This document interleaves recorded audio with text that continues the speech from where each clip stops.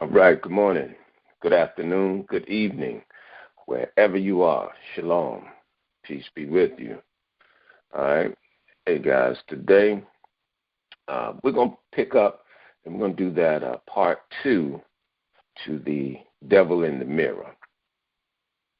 All right, and I'm going to jump right into it after, just kind of explaining even more the importance behind what I'm doing here. Is I'm asking you to distinguish the difference between religion and heritage. I come to understand what a religion is and how man made religion, whatever that religion is, man made it. And then look at what a heritage is and come to realize God, gave us a heritage. Then when you talk about the centerpiece, this compiled, books of a person's or a people's history, right? Their story, their heritage, this book that we call, now today we call it the Bible. How that book, in that book you'll find it's specifically talking about a particular people, the heritage, that God gave them, the name that God gave them, and you'll see it's their history, right? And this has nothing to do with religion. And in fact, it'll give you a new perspective, or it shall open your eyes to what's really written, in this book. Okay? All right. And just across the board, you have to be able to discern, like, what's the difference between knowledge, right? Because everybody will say, oh, yeah, I got knowledge, or he's knowledgeable. But, when you come down to knowledge, it says, they'll tell you knowledge is the knowing of a thing. Then you have to identify what is the thing, because in the book it tells you knowledge. There's the knowledge of man, and then there's the knowledge of God, and we have to be able to discern, these differences, distinguish the difference, right? When it comes to the knowledge, if you want to say that you have knowledge or someone, is knowledgeable, hey, they can be extremely knowledgeable, within the ways of man, the education and the understanding that you can get, from the world. You can be extremely knowledgeable in that, but you can be ultimately stupid, or ignorant when it comes to the knowledge of God. They're different. They're really different. They're not the same. You can't compare the two. But when you talk about knowledge, as in the book, it's referring to looking at what was said in Hosea, my people, are destroyed for lack of knowledge. People take that and they run with it. But it defines, itself, and it lets you know the knowledge is talking about. If you read down a little further, in that it tells you it's talking about the law, of God, the law of the Lord. And if you're not understanding that, then you're just saying that as a broad term. You really can't place it, where it needs to be placed to understand truly how to get the most out of that statement. But, the knowledge, when you say my people suffer for lack of knowledge, it's not talking about the knowledge, of man or the knowledge of the world. It's saying because you don't know God, therefore you suffer. We suffer because we don't understand the law, of God. Now we suffer. And then it gets more, strict in purpose, because it's not talking about or to everybody. It's talking about God's particular and or chosen people. All right. So anyway, just have to discern, distinguish, these differences as we're going through this book, that your eyes can be opened, that, you can see. So just getting down to it, The Devil in the Mirror, Part 2, right? Part 2. I'm going to take you guys to Ecclesiasticus 38 and 24. All right. Ecclesiasticus 38 and 24. It says, the wisdom of a learned man come by opportunity of leisure, and he that have little business shall be wise. All right. So, okay, a learned man, the wisdom of a learned man come by, opportunity of leisure, and he that have little business, shall become wise.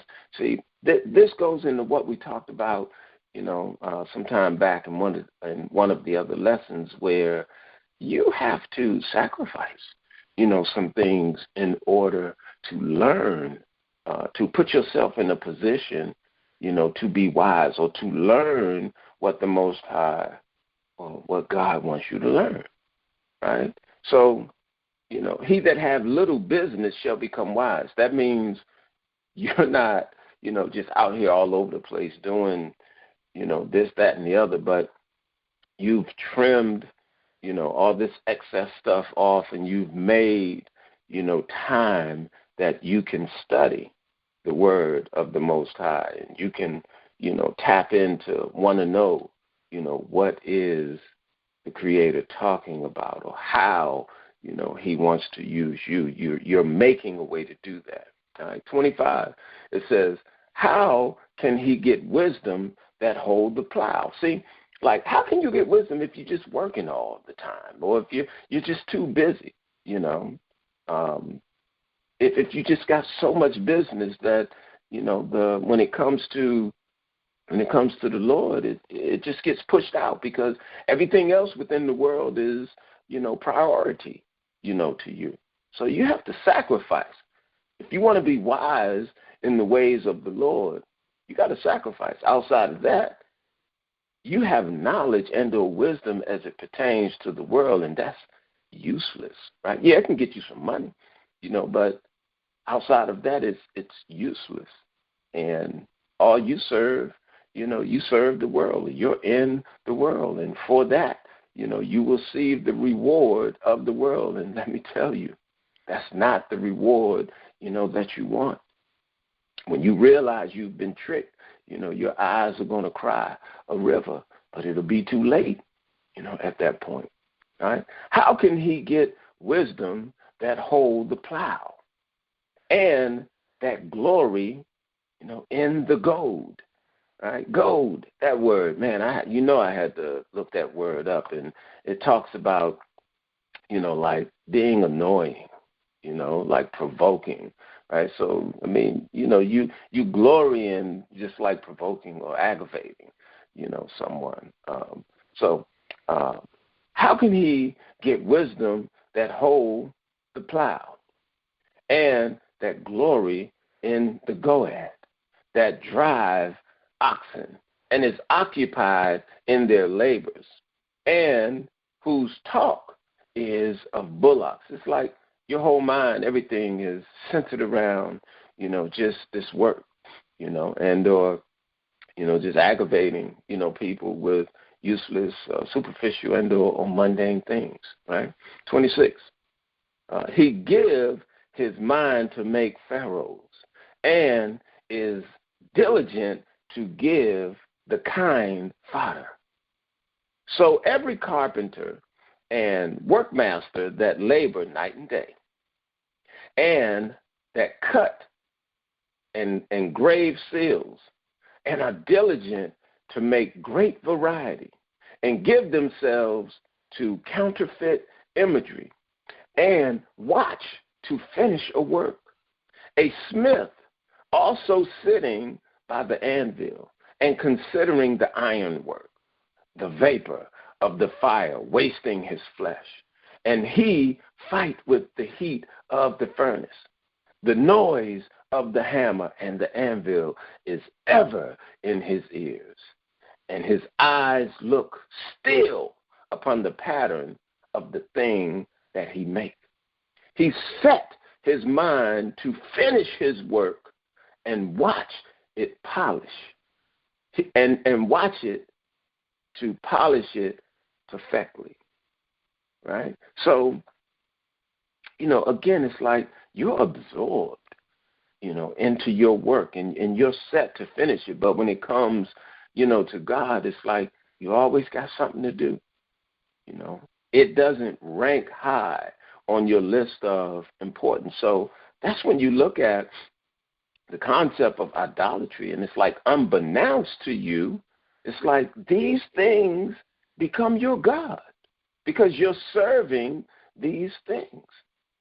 This is idolatry. And this is where it say in the Wisdom of Solomon, where it talked about, idolatry being the beginning, and the end of transgression or sin. It's saying, doing these type of things where you're serving or you're considering other things over the Most High, that's idolatry in a real subtle, form. And that's just how, this wicked one has positioned it, in front of you and has made it such a part of your being that you don't even consider it. It's just that subtle. You don't even recognize how you're transgressing, the Most High God. All right, so we're going to jump down to number 31. It says, all these trust to their hands, and everyone is wise in his work. Without these cannot a city be inhabited, and they shall not dwell where they will, nor go up and down. It's like you're doing all of this, but, you won't be able, to live in the finer places, right? You won't be able to move to and fro, as you want. I mean, even at this point in time, it's like that, although still here in the land of our captivity, I express we're the richest slaves anywhere and everywhere, right? Because we can have these houses and cars and, we have certain liberties, but don't be fooled. It's within a box. It's within a certain range that these things can be done. We're not, free. We're not a nation of people functioning. We're being controlled. We're being manipulated. We're being, instructed, what to do. We're told, how to do these things. And some of us may make the millionaire or billionaire status and you can get these houses. But listen, just because one of you can do it, and the rest of your people are, still back there in the ghetto, at the end of the day, you're back there in the ghetto, with your people. Unless, your people are doing good, you're not doing good. I know they want you to think, or you feel, otherwise because you feel like I made it. But you made it to where? To your death. You made it to your destruction. You made it further into the web, right? Number 33. They shall not be sought for in public council, nor sit in the high congregation.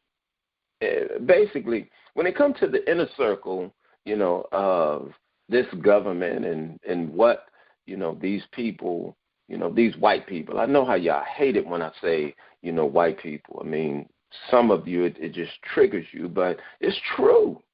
They control it. We can't act like, they don't. They have an invisible, hand and or way of going about it, and they give you certain individuals to look at, such as a president, and they make you feel, like these people are in control. But don't be foolish, right? That's just for you to see. That's just something for you to relate to. But that's not what's really going on. Okay? All right? So they shall not be sought for in public council. They let you run for office and feel like you're, a part of this thing. But in truth, as one lawmaker told me, they said, Zion, my hands are tied. I can't do anything, right? So you get into these places thinking you can impact change, and it's only to find out, as they say, the way the laws, are written, they can't do anything. It's like they've structured this thing to keep them in position of place. You think they're going to let you come in their house and just take over, like that? Don't be so foolish, right? This America, this their thing. This ain't got nothing to do, with you. That's why the Most High God is going to remove it, right? And we are the tail, but he's going to position us to the head, and they're doing everything they can to prevent it, but you can't stop it, right? And for those of you that side with them, be over there, with them. I have no love for you when it comes down to it, right? They should not be sought for in public council, nor sit in the high congregation, nor sit high in the congregation. They shall not sit on the judge's seat, nor understand the sentence of judgment.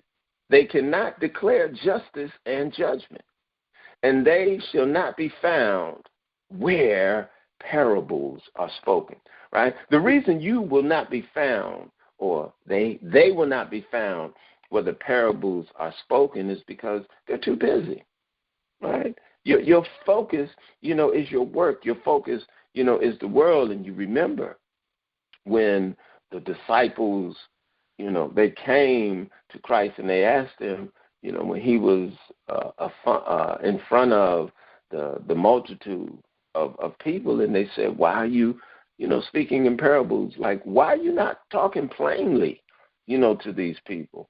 And Christ had to tell them, because it's not for them to understand or for them to know, right? So he said it's for you, to know. It's for you to understand. So there are just certain people that this is truly for, and you have to position, yourself to understand the mystery, the allegory, the hidden meaning, right? But when you're too busy, then it passes you over, right? If you're too busy, you're too busy. I get it. Keep on. Do what you do, right? But like I said, when the sky cracked and, the Lord returned, your eyes going to pop out your head, right?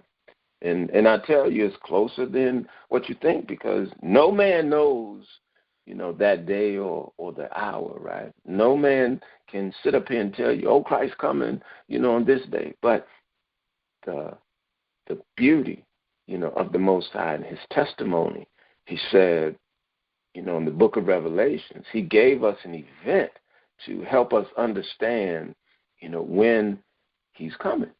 And he said, when the Euphrates River, should dry up, that's the event that says he'll return, like a thief in the night.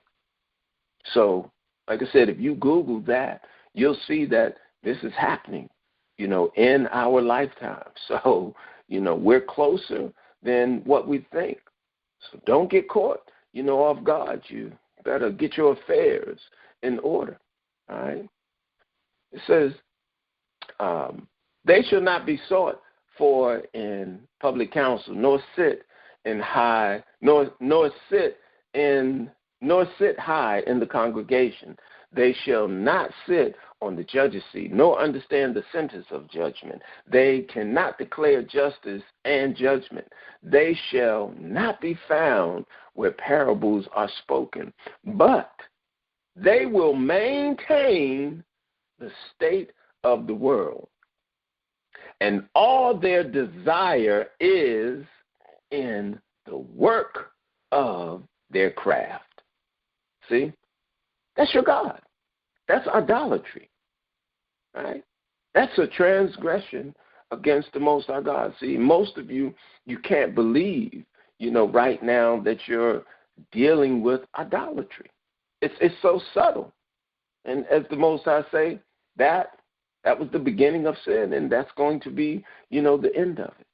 Idolatry. It's like you need to know what these things are and how you're involved, unbeknownst to you, how you're involved in it. But we were born into the belly of the beast, a empty vessel, and they filled us up with the understanding the knowledge and the way of the world. Certain of us, were able to escape, and we started, pouring or pulling these things out and replacing these things with the understanding of the Lord our God, because we sacrificed. So we made that decision that we don't want the life and or the way of the world, and we want to understand more as it pertains to the Lord our God. As he said, we should seek him above all things.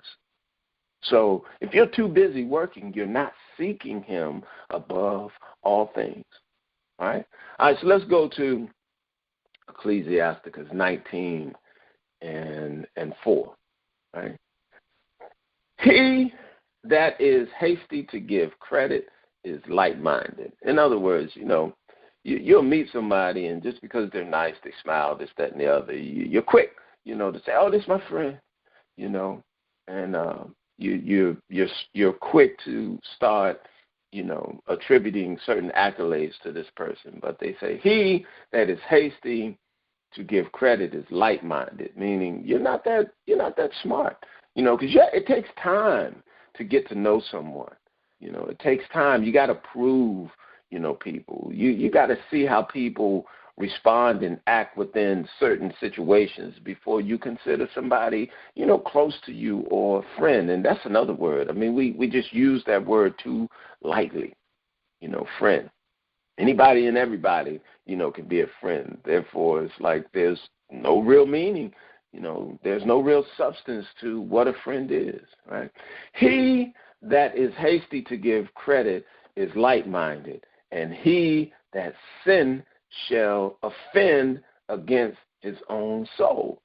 All right, let's look at 1 John 2:4.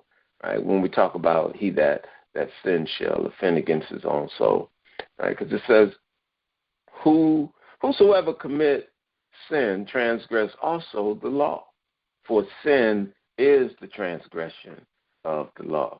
Now, this takes me to when you deal with Christianity, when you deal with the religion that this man has made and has, spread across, the world.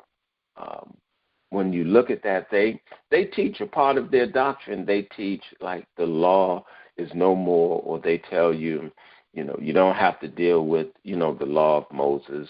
Now it's just focus on Jesus and, just believe in Jesus and you'll have, heaven. Well, those things or that doctrine or the way they teach that, it has people not understanding what God is saying. Like here when it says, whosoever commit sin transgress also the law. For sin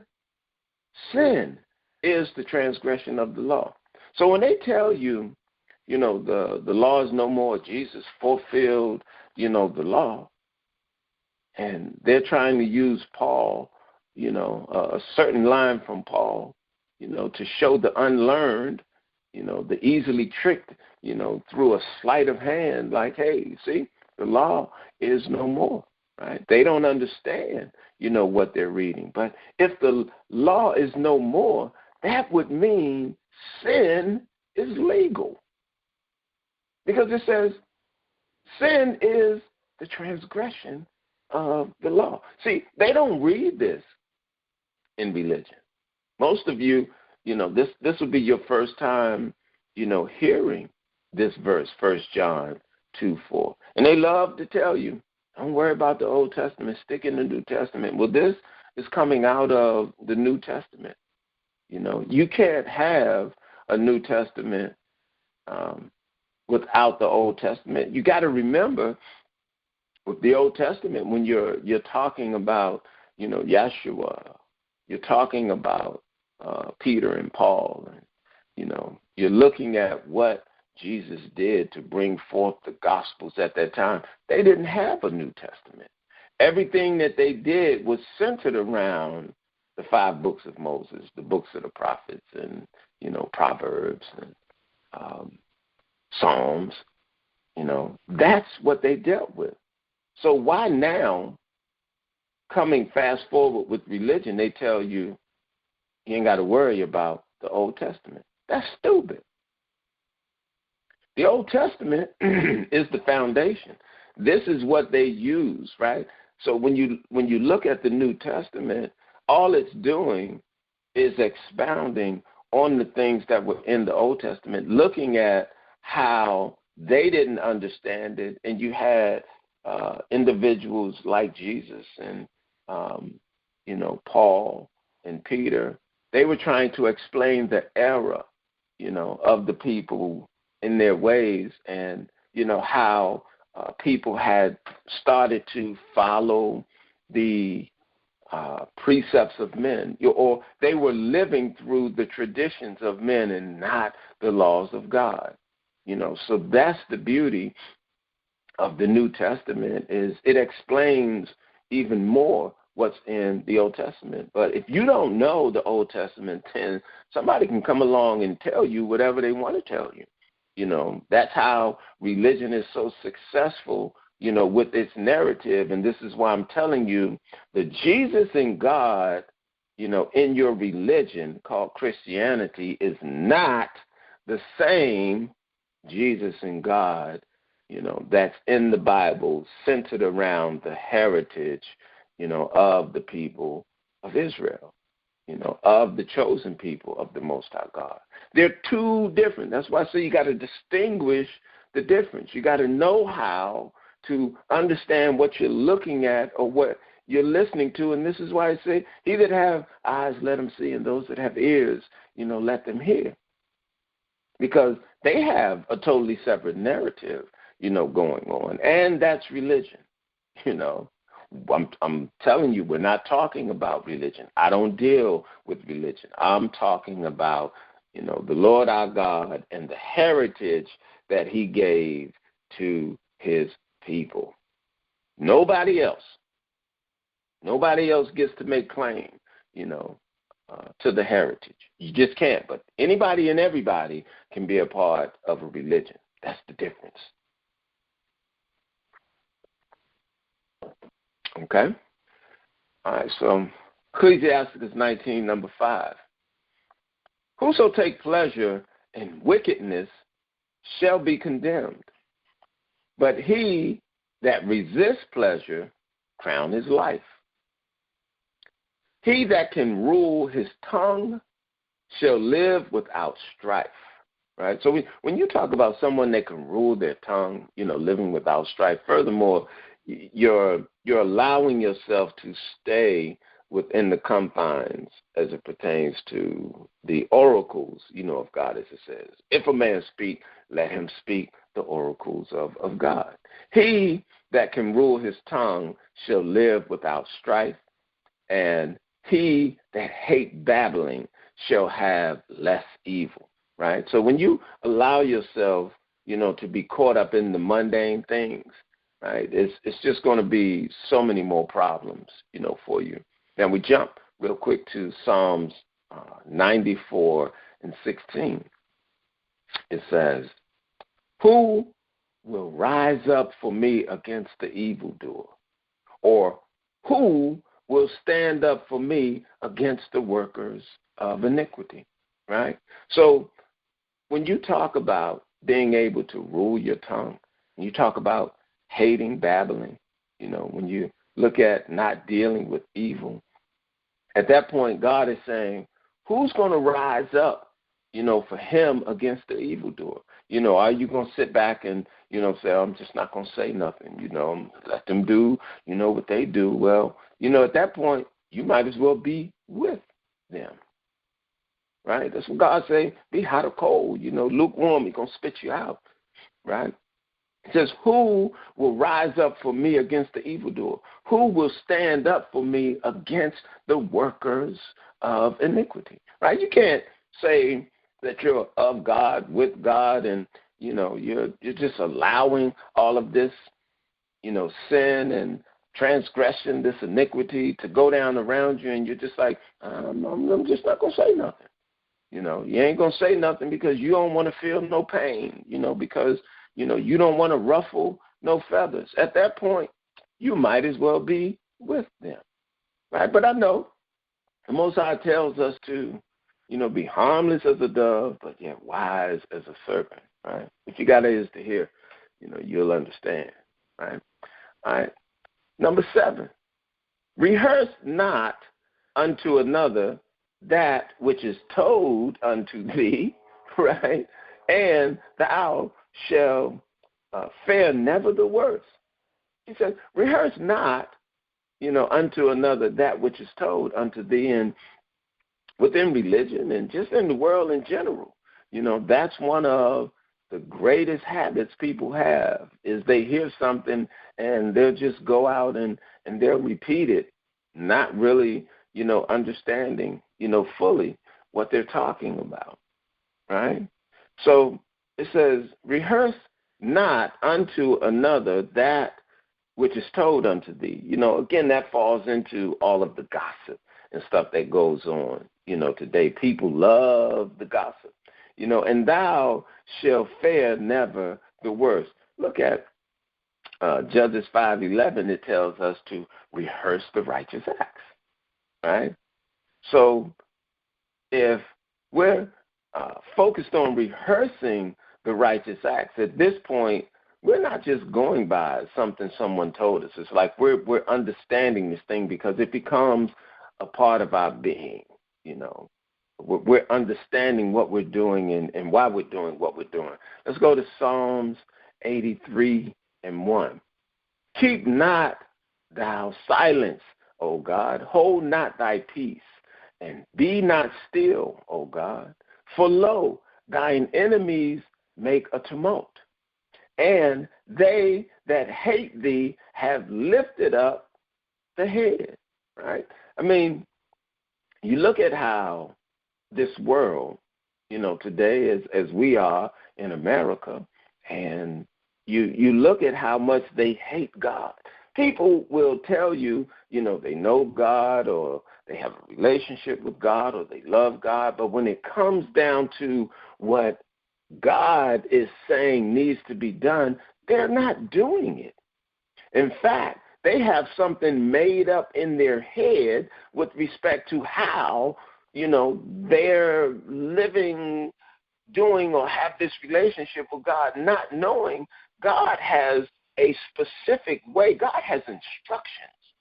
So if you don't know these instructions, there's no way that you can have a relationship. But the tenets of religion allow you to feel that what you're doing and what you're saying is safe, that it's okay to do that. But according to what's written, you're the enemy of God. You're on their side. It's like you have that form of godliness, but without the knowledge. But you've convinced yourself, that I ain't listening to what Zion talking about, because I know what God is doing, for me, and I feel it in the Holy Spirit, and it's like you're full of nothing. Everything you're saying, is all vanity. And the Word of God speaks, to that if you're actually reading it, but you don't even have time to read it. But you got a relationship with God. But God knows your heart. You're full of religion. You're full of philosophy. You're full of vanity and vexation and don't even know it. Right? So he says, for lo, thine enemies make a tumult, and they that hate thee, have lifted up the head. And those that hate God, they hate God's people, the same. If you hate God, you hate God's people, and that's just the truth of the matter. And we're coming in, to that, because it says, they have taken crafty counsel against thy people. That's America, right? America has devised so many different ways to keep us restrained. And I know there are some of you that feel like, oh, that ain't true, and in America you can do this and you can be that. And, again, some of you do escape. Some of you do get out, but that don't mean they've made it 10 times more difficult. It's like you can see individuals from other countries come and, their benefit and the things that's provided to them, it happens with a little more, ease. But when it comes, to air quote, black people, African Americans, there's a totally separate politic that go with that. When you go into the bank, to get your loans and whatever it is that you want to do, it's just a totally different paradigm for black people, right? But for those of you that want to be ignorant, about that and act like that doesn't, exist, that's cool. But for those of you that know, it's like you got to say something. It's like, again, you're going to sit back and not be silent, but God is saying who, is going to rise up for me against the evildoer? Who will stand up for me against the worker, of iniquity? It's like, these things are taking place, but, you're quiet. You're not saying, anything, right? But it says, they have taken crafty counsel against thy people and consulted against thy hidden ones. The hidden ones, that's us. That's, his people, the specific people, right? They have said, come, let us cut them off from being a nation, right? And again, prophetically speaking, it's true. See, we're here in America calling ourselves black people, but we're more than African American. We are a nation of people, right? You know it, but they will not allow us to position ourselves, as a nation of people, because that prevents us from having power, right? And as long as they can cut us off or keep us, we're powerless and we're dependent on them. We have to stay in the confines of their politics, right? It's convenient to then just be assimilated, to be a part of it. At that point, you're convincing people like, man, we got to do it. It's the only way, right? It seems like there's no hope, but they said, come, let us cut them off, from being a nation. You look at what Lyndon B. Johnson did with, the concept of the Great Society. All of that was supposed to be to, benefit black people even more, but it never did. It's a trick. It's a trick. Those who know should talk about it, right?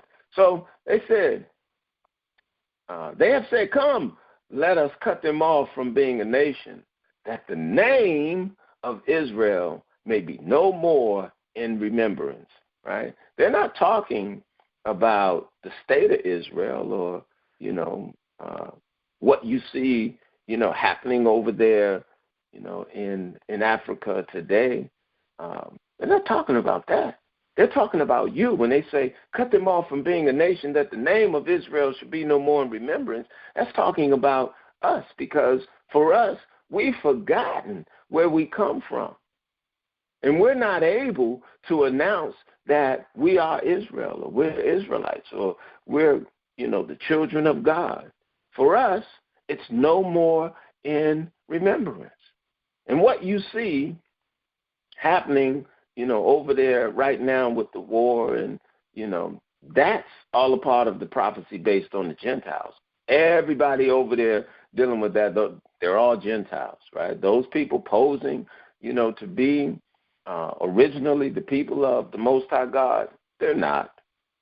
There, I said it, right? They're not. The prophecy proves they're not, because God said his hand would bring the people into the land. God's hand didn't do that. God said, he would destroy, all the other nations, greater. Right now, America is doing that, with them, with the Iron Dome.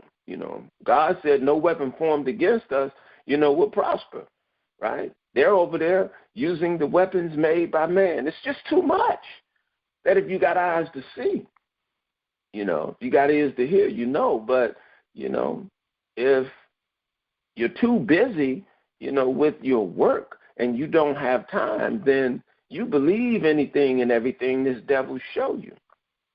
But the wicked will be revealed. That's just what time it is. Look, number 5, it says, for they have consulted together with one consent. The they that have consulted together with, one consent, that's all these other nations. Like when you look at the president of Syria, here the other day, and, if you've watched the videos on the site, there's one where, he got fed up. And what I said is he broke protocol because they consent. And they were like, well, we're just not going to, blow their cover. We're not, really going to speak and tell, who the real children of Israel, are. But that president, he got fed up, and, he was like, those people that are over there now calling themselves Jewish, he said, they don't have nothing to do with the original people, right? He got fed up. He broke protocol. But it says they have consulted together with one consent. So you got all these nations, like even when you talk about, the UN, right, and these other small bodies of government, they have come together to maintain their interests because, see, if they allow for us to rise as a nation or to become empowered, that means they all would have to step down. That means, that every knee, will bow. And right now, they're loving the benefit that they have and what they're doing. That's why the religion is so important. And when you talk about deceiving the world, the religion is the greatest tool that they use to get that done. That's how the devil, that's how he does it. And then he transforms, his angels, into ministers, for his benefit. And people will tell you, yeah, the devil knows scripture too. And it's true, he does. But he doesn't enact the scripture. He doesn't live the scripture. He uses it to trick people, like telling people the law is done away with. And, Jesus fulfilled, the law, and you don't have to worry about the law of Moses. See, that's just like what the devil did when he was talking, to Christ, had him up on the mountain. He was like, jump down off this rock, and the angels, they'll catch you. At least, you'll dash your feet. It's the same thing. But when you don't know this, when you're too busy with your work, you can't distinguish the difference between the words, the conversation, and what's happening. And here comes someone like Zion trying to point it out and saying, that's wrong. That's not right. And God is going to destroy, that. And it's hitting your ears different. It hits different, as they say. And you're looking and it's like, man, I'm not familiar, with this, but you better get familiar because they're lying to you. I don't benefit, from telling you any lies or trying to lead you astray. There's no benefit for me in that. This is about truly seeking to find the Most High's people that are out there, that have been scattered, abroad, those that he called the lost sheep. If they can hear, they hear his voice, and they hear no other, right? Anyway, for they have consulted together with one consent, they are confederate against thee, right? And when you look at the story of when it goes into Armageddon, right, talking about the Euphrates River, drying up, that's where you realize, they're confederate, against the Most High because they're going to form their armies together and they're going to prepare, to go in battle against the Most High. And you can best believe your CNNs and, your Fox News and, all these NBC and ABC and whatever other letters you can think of, all these news media outlets out here, they're going to be trying to convince you that something else is going on. And you yourself will be in opposition to the Most High God. But the prophecy says, that they're going to rally their armies together and they're going to come to fight, that great battle, Armageddon. It's written. That's when the Lord returns. And we have already, based on the prophecy, the event being the Euphrates River drying up. Y'all better pay attention. I'm telling you. Let's go to Ecclesiasticus 17:7. Right? Ecclesiasticus 17:7. Right? And for some of you, you must know Ecclesiastes is one book. Ecclesiasticus is another book, right? Going to Ecclesiasticus, coming out of the Apocrypha, okay? The Apocrypha, right? I guess I need to say this. The Apocrypha. These books, the book that you call the Bible, that we know to be the Bible, originally it had the 80 books, to it. A group of white men called the Protestants, they figured they need to remove 14, of those books to give you what you're more familiar with today, being the 66 books, that are in the Bible.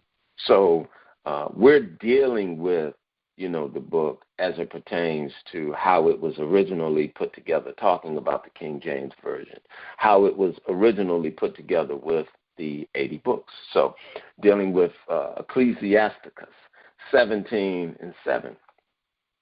Withal, he filled them with knowledge and understanding and showed them good and evil. Like, who in the world could he be talking about right there? Withal, he filled them with knowledge and understanding and showed them good and evil. Did he do that for everybody? The whole world is, religion wants you to believe God so loved, the world. Is that what happened? Well, no, because he told you he only gave his laws, statutes, and commandments to Jacob, to Israel. So when it says withal, he filled them with knowledge and understanding, he's talking about the children of God. That's who he fills with knowledge and understanding and showed them good and evil. He set his eyes upon their heart, talking about their mind, that he might show them the greatness of his work. Right? Looking at all the miracles, that he did, looking at how he brought the children, up out of Israel, looking at how he brought water, from the rocks, looking at all these great things that he's done. Let's go real quick to Hebrews. Look at Hebrews 10:16, right? Because we're talking about how he set his eyes upon their heart. And just wanting you to understand how this is not talking about everybody, right? Go to Hebrews 10:16. It says, this is the covenant that I will make with them. There it is again. He's going to make it with them. The them is talking about the children of Israel. After those days, saith the Lord, he says, I will put my laws into their hearts, and in their minds will I write them. See, so the law is not done away with. It will never be done away with, as they want you to believe in Christianity and how they teach that false doctrine, right? He's going to put, his laws in our hearts, right? And in our minds. He's going to write it so we won't have to depend, on the book anymore. It will be in us. Not everybody. See, he's talking about the covenant. He didn't make the covenant with the whole world. He made the covenant specifically with the seed, of Isaac. coming down, Abraham, Isaac, and Jacob. Israel, right? So let's go back to Ecclesiasticus 17 and number 9. But I wanted you to see that when he talks about in number 8, he says, he set his eye upon their heart. You got to remember, he said he's going to put it in our hearts, that he might show them, the greatness of his work, right? Number 9, he gave them to glory in his marvelous acts forever. Man, this is not talking about everybody, But again, in religion, they want and they teach, they want you to feel like whomever you are, wherever you come from, that you can benefit from this. It's a lie. It's just not true. That's the hard fact. That's the liquor with no chase. That's the truth. The truth will make you free. He gave them to glory in his marvelous acts forever, that they might declare his works with understanding. Take you to Psalms 111 and 10. Then we're going to come back to Ecclesiasticus 17 and 10. Right? But I'm going to take you to Psalms 111, and 10. The fear of the Lord is the beginning of wisdom. A good understanding have all they that do his commandments, right? So when you look at, he gave them to glory in his marvelous acts forever, that they might declare his works with understanding. So if you want understanding, you have to look at what he said in Psalms 111:10. The fear, the respect of the Lord is the beginning of wisdom. A good understanding have all they that do his commandments. So this is how you get the understanding.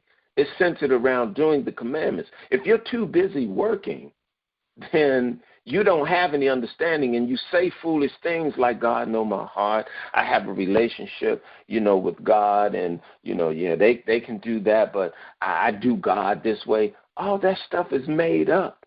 And when it comes down to it, you're going to receive the reward of the wicked, thinking, oh, I'm a good person. The Most High ain't got time. God don't have time for that. You need to submit yourself, allow yourself to be converted, right? Not to religion.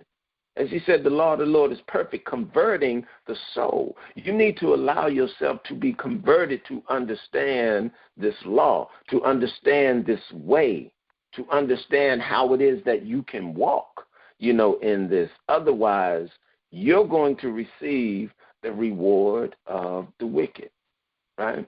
All right, so coming back to Ecclesiasticus 17 and 10. It says, well, I'm going to start at 9 and come down to 10. He gave them to glory in his marvelous acts forever, that they might declare his works with understanding. And the elect shall praise his holy name. See, the elect are going to praise his holy name. And guys, that's not everybody. That's not all nationalities. That's only coming out, of the children of Israel. Right? Besides this, he gave them knowledge. And, see, this is what I'm talking about.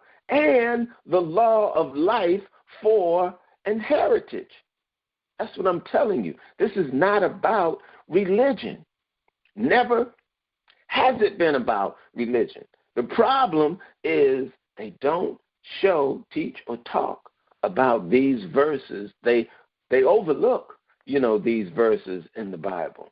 But if you're reading them and you want to understand what's going on, I promise you, Christianity is garbage, and I know that hurts your feelings when you hear me say that, but the truth will make you free, right? I'm not throwing away God in Christ as it's written. I'm throwing away religion. I'm bringing you to the truth that this book has never had anything to do with religion. He says in 11, besides this, he gave them knowledge. And if you know, knowledge is the knowing of a thing, and the thing that we need to know is the law, right? And he says, and the law of life for an heritage. This is what I'm telling you. This thing is specific. Not everybody can be a part, of the heritage.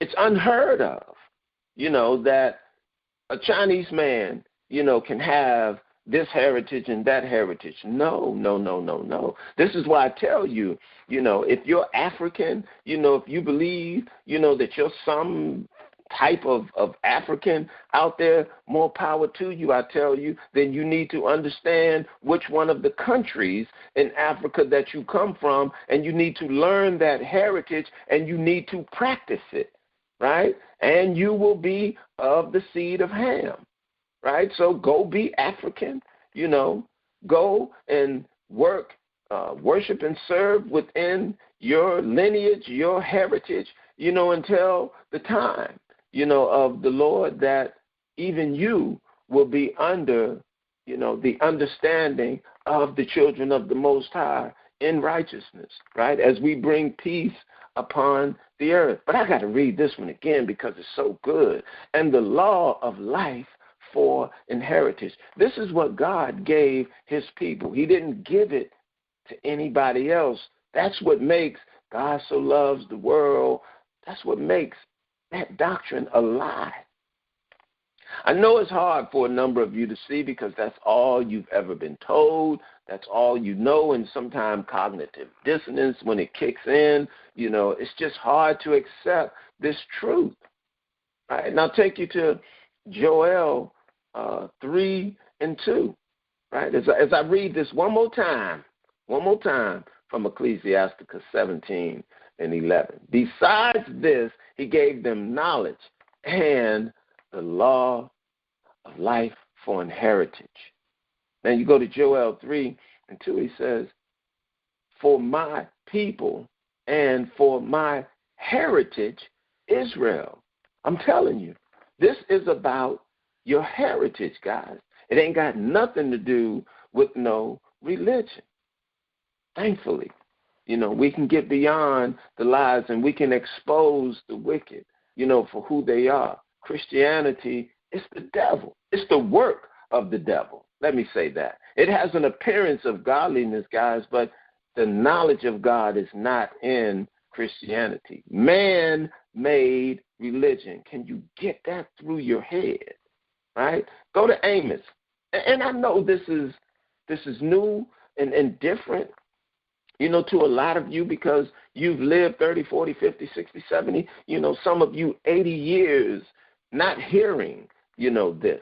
And you find this hard to believe, right? Because God used a nobody. God, is raising up, the voice of someone that's insignificant, do not have the awareness, of an Oprah Winfrey or King James LeBron or, any one of these people that you look up to because they got money. And you think because they got money that there's someone that you should hear, someone that you should give an ear to, or if they say something, then it must be the gospel.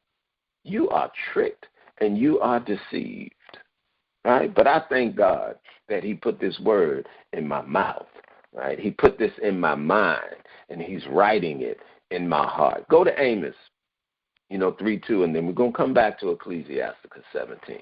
Amos 3:2, right? It says, you only have I known of all the families of the earth. What's so hard or difficult to understand about that? God said, you only have I known of all the families of the earth. The white man and religion says God loves everybody. Who are you going to believe right here? Just looking at Amos 3:2, he says, you only have I known of all the families of the earth. And understanding God don't change. He's the God of today, yesterday, tomorrow. It ain't going to change. But who you going to believe? You going to believe the white man and, Christianity, the religion, Christianity, or You're going to believe what God said based on the heritage that he gave his people. We're the ones, that call ourselves African American. We're the ones that were stripped of our heritage. We're the ones that have been seeking, for this. And through these writings, we see that God preserved these writings for this time, that we can now find who we are, that we are the children of God, and understand how special, we are, and realize we've been oppressed and we've gone through these hardships and this punishment because we fail to acknowledge our heritage. We fail to acknowledge the way in which God has provided for us to live, and we've accepted what this white man has given us as a way of life. We accept what they say over what God says. That's a problem. That's idolatry. That means you worship the white man. And I know you don't want to hear it, but that's idolatry, as subtle as it may be. That's what's happening, right? So he says, you only have I known of all the families of the earth. Now, coming back to Ecclesiasticus 17 and 12, it says, he made an everlasting covenant with them. Who's the them, y'all? Who's the them that he made the everlasting covenant with? Did he make it, with all nationalities? And did he make it with the Chinese people? Right? In fact, the Chinese people and the Japanese people, he said, they will not enter, the kingdom of heaven. Right? They're cut off. So if God so loved the world, what happened? Did he change his mind? All right? But he said he made an everlasting covenant with them. Who's the them that he made the everlasting covenant with? That's Israel. That's the Israelites. That's the people, his people. And showed them his judgments, right? So who did he give this to that they have you thinking anybody and everybody can latch on to it, can talk about it, can be a part of it, and all you have to do is believe? See, God is, specifically talking about and or to his people. He's not dealing with everybody. See? He made an everlasting covenant with them and showed them his judgments. You look real quick at Jeremiah 31 and 31. He tells you, behold, the days come, saith the Lord, that I will make a new covenant with who? The whole world.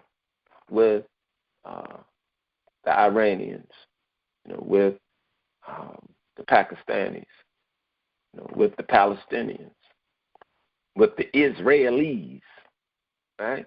No, he says that I will make a new covenant with the house of Israel and with the house of Judah. See, this is who he's talking about in Ecclesiasticus 17 and 12 when he says he made an everlasting covenant with them. The them is the house of Israel and the house of Judah. Now, remember, it's being mentioned this way because the kingdom of Israel, if you remember the history, they split. After Solomon, the kingdom split and it became two kingdoms. So the prophecy expressed that these two kingdoms are going to come back together, and will no more be two nations, but, it will be one nation. So this is where it's speaking. I will make a new covenant with the house of Israel and with the house of Judah, right? So looking at Ecclesiasticus 17, 12, and going into 13 again, it says, he made an everlasting covenant with them and showed his judgments and showed them his judgments. Their eyes saw the majesty of his glory. Not everybody's eyes. Religion wants you to believe anybody and everybody, but it says their eyes. See, very specific right here. I know you don't want to hear it, but it's the truth. Furthermore, it's about you. Why do you hate yourself so much that you can't see yourself being so favored by the Most High, by God? But you have to position yourself. You can't be bogged down with work and don't have time and, have this imaginary relationship with God in your head thinking, that you're so special that you don't have to follow what God has prescribed. No, you got to follow what God has prescribed in order to have this relationship, in order for him to know your heart. Otherwise, he know your heart. He know it to be wicked, and he's going to give you the just reward for the wicked, because you will be a worker of iniquity, right? Their eyes saw the majesty of his glory, and their ears heard his glorious voice. And he said unto them, beware of all unrighteousness. And he gave every man commandments concerning his neighbor. All right, let's back up. Because this is what I'm talking about. You can't just make it up in your head and think you got a relationship, with God, because he gave us commandments, and he told us to beware of all unrighteousness. Now, you have to understand the commandment to understand what's righteous and what's not righteous. You can't just make it up in your head that you got a relationship and God know your heart. No, you need to have time. So if you're too busy, with your work, that you can't bring yourself to know what these commandments are, then you will always be on the side of unrighteousness, right? So, but let's look at this. Because then it comes down to his neighbor, right? I got to draw every time it hit. I got to point it out, because Christianity has spoiled and or ruined our minds when it comes, to certain vernacular that's positioned in this book. Because you hear the concept of neighbor and you think that, again, you're looking at that like that's everybody. But no, the neighbor is pertaining to your brother, your sister, those of the children of Israel. It's confined within the heritage. It's not talking, nor has it ever been speaking about everybody. But religion gave you that misunderstanding. It led you astray. It took you off course. Well, I'm trying to bring you back, to the point of this being a heritage, but let the word of God speak, that you can understand and see. These are the oracles of God, that if a man speak this, or these are the words that he should speak, right? So I want you to see. It's going to prove itself that when we talk about neighbor, we're talking about the children of Israel.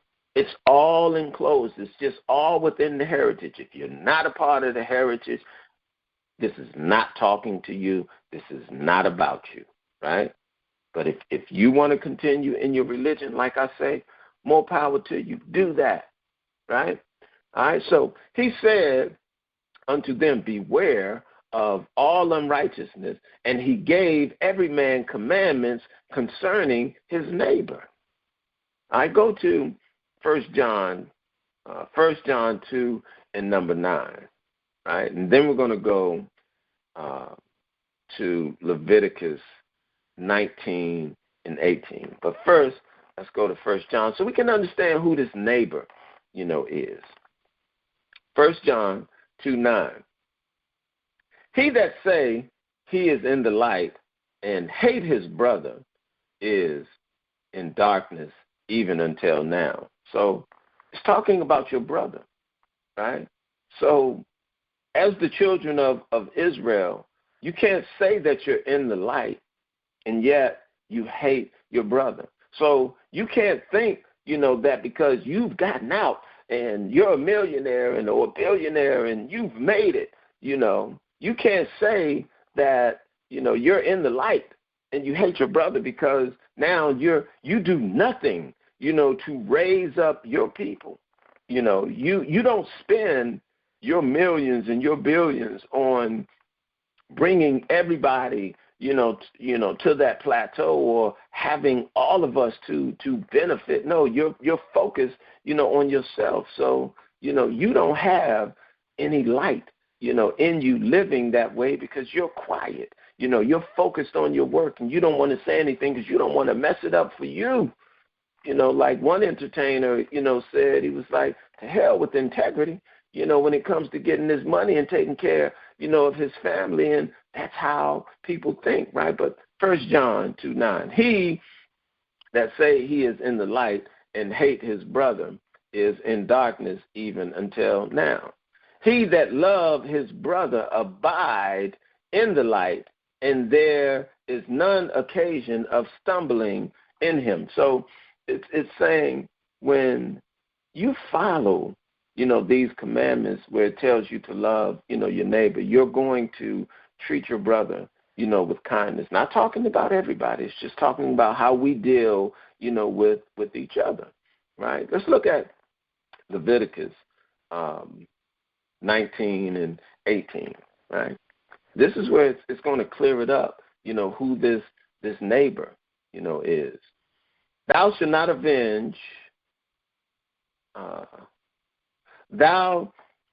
avenge, nor bear any grudge against the children of thy people. See, when you talk about who your neighbor is, it's the children of thy people. That's specifically what we're talking about. The children of thy people. We're not talking about everybody right here, right? Thou shalt not avenge, nor bear any grudge against the children of thy people, but thou shalt love thy neighbor as thyself. See, it's talking about the children of thy people. I know you ain't never heard it, like that before, because religion ruined your mind. The religion of Christianity has spoiled you and it has led you astray. That's the work of the devil. That's what the devil is supposed to do. As he said, the devil would deceive the whole world. Well, the devil latched on and created this religion that he could do it because it resembles godliness, but it doesn't have the knowledge, the understanding of the Most High God. And you have to understand, religion was made by man. That's the simple thing for you to know to make this difference. God did not create the religion. God did not give us Christianity. What God gave us, which you reject, and it's hard for you to hear, God gave us a heritage. That's what the book said. I just read it. And if you missed it, just rewind it back, drag it back a little bit to play it forward. I just said it. God gave us a heritage. Let's go to Wisdom of Solomon. Wisdom of Solomon 3:1.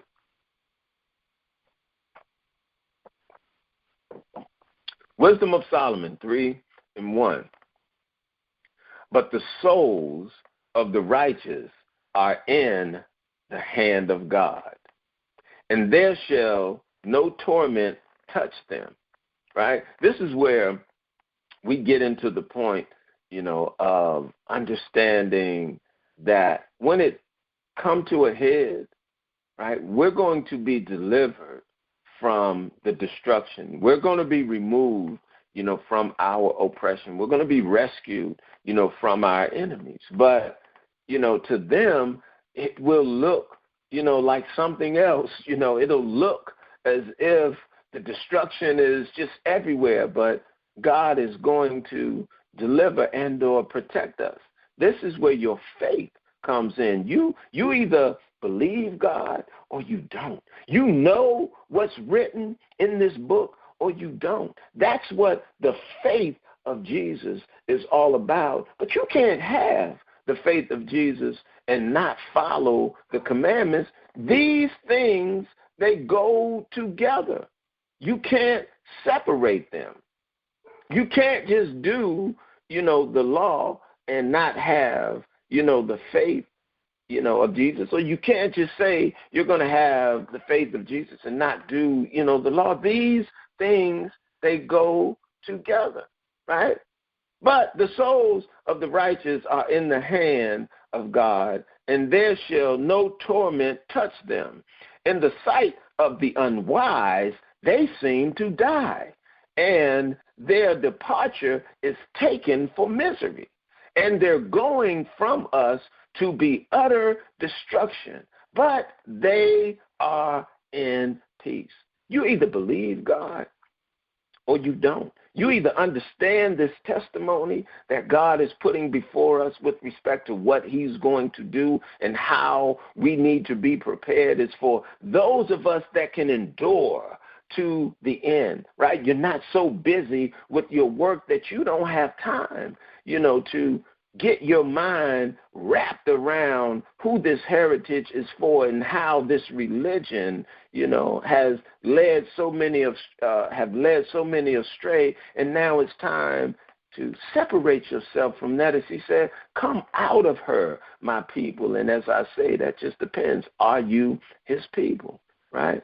Number 4, for though they be punished in the sight of men, yet is their hope full of immortality, right? See, though they be punished in the sight of men, it's like we're punished. I mean, we're feeling it right now, and no one thinks too much of anything about African Americans or black people. I mean, we're at the bottom, right now. We're the lowest of the low, and everybody walks over us and takes, advantage, of us. But we're the ones that are going to rise from the tail, to the head. And as I said before, when you talk about the children of Israel, there are 12, of the tribes. And I'm speaking today more specifically about the tribe of Judah, okay? Because the tribe of Judah was sent here to America on the ships, right? And we were put into slavery, as the prophecy said, and we were sold to our enemies for bondmen and bondwomen. And it said no man, would be able to redeem, us. That's why Malcolm X, Martin Luther King, nobody, can do it, because the Lord our God is going to do it, that we will know no difference than when he pulled our ancestors out of Egypt. We will know when he pulled us from out of this place called America that he is the Lord our God, right? For though they be punished in the sight of men, yet is their hope full of immortality. And having been a little chastised, they shall be greatly rewarded. For God proved them. This is what I'm talking about. You got to be proved in this. And if you're too busy, doing your work, you will not be proved. Well, you will be proved. You'll be proved unworthy. That's what you'll be proved, right? But if you endure, okay, you're going to receive the reward of the righteous. You're going to be protected, from what's coming in the wrath of God. For God proved them and found them worthy for himself, right? This is, again, talking about his people. Never, ever, anywhere in this book is he talking about other nationalities and groups of people. He's only and always talking about the children of Israel. I'm sorry. No, I'm not sorry. Unfortunately, religion has ruined your mind and made you to believe that all people can be a part of this, because they sold you on John 3:16. I love just being able to say that verse and watch you just in your mind, automatically you can run it off the top of your head. God so loved the world, that whoever, so believes shall be, they got you so, tricked, with that. But right here, he's telling you this heritage is only for his people. And having been a little chaste, they shall be greatly rewarded.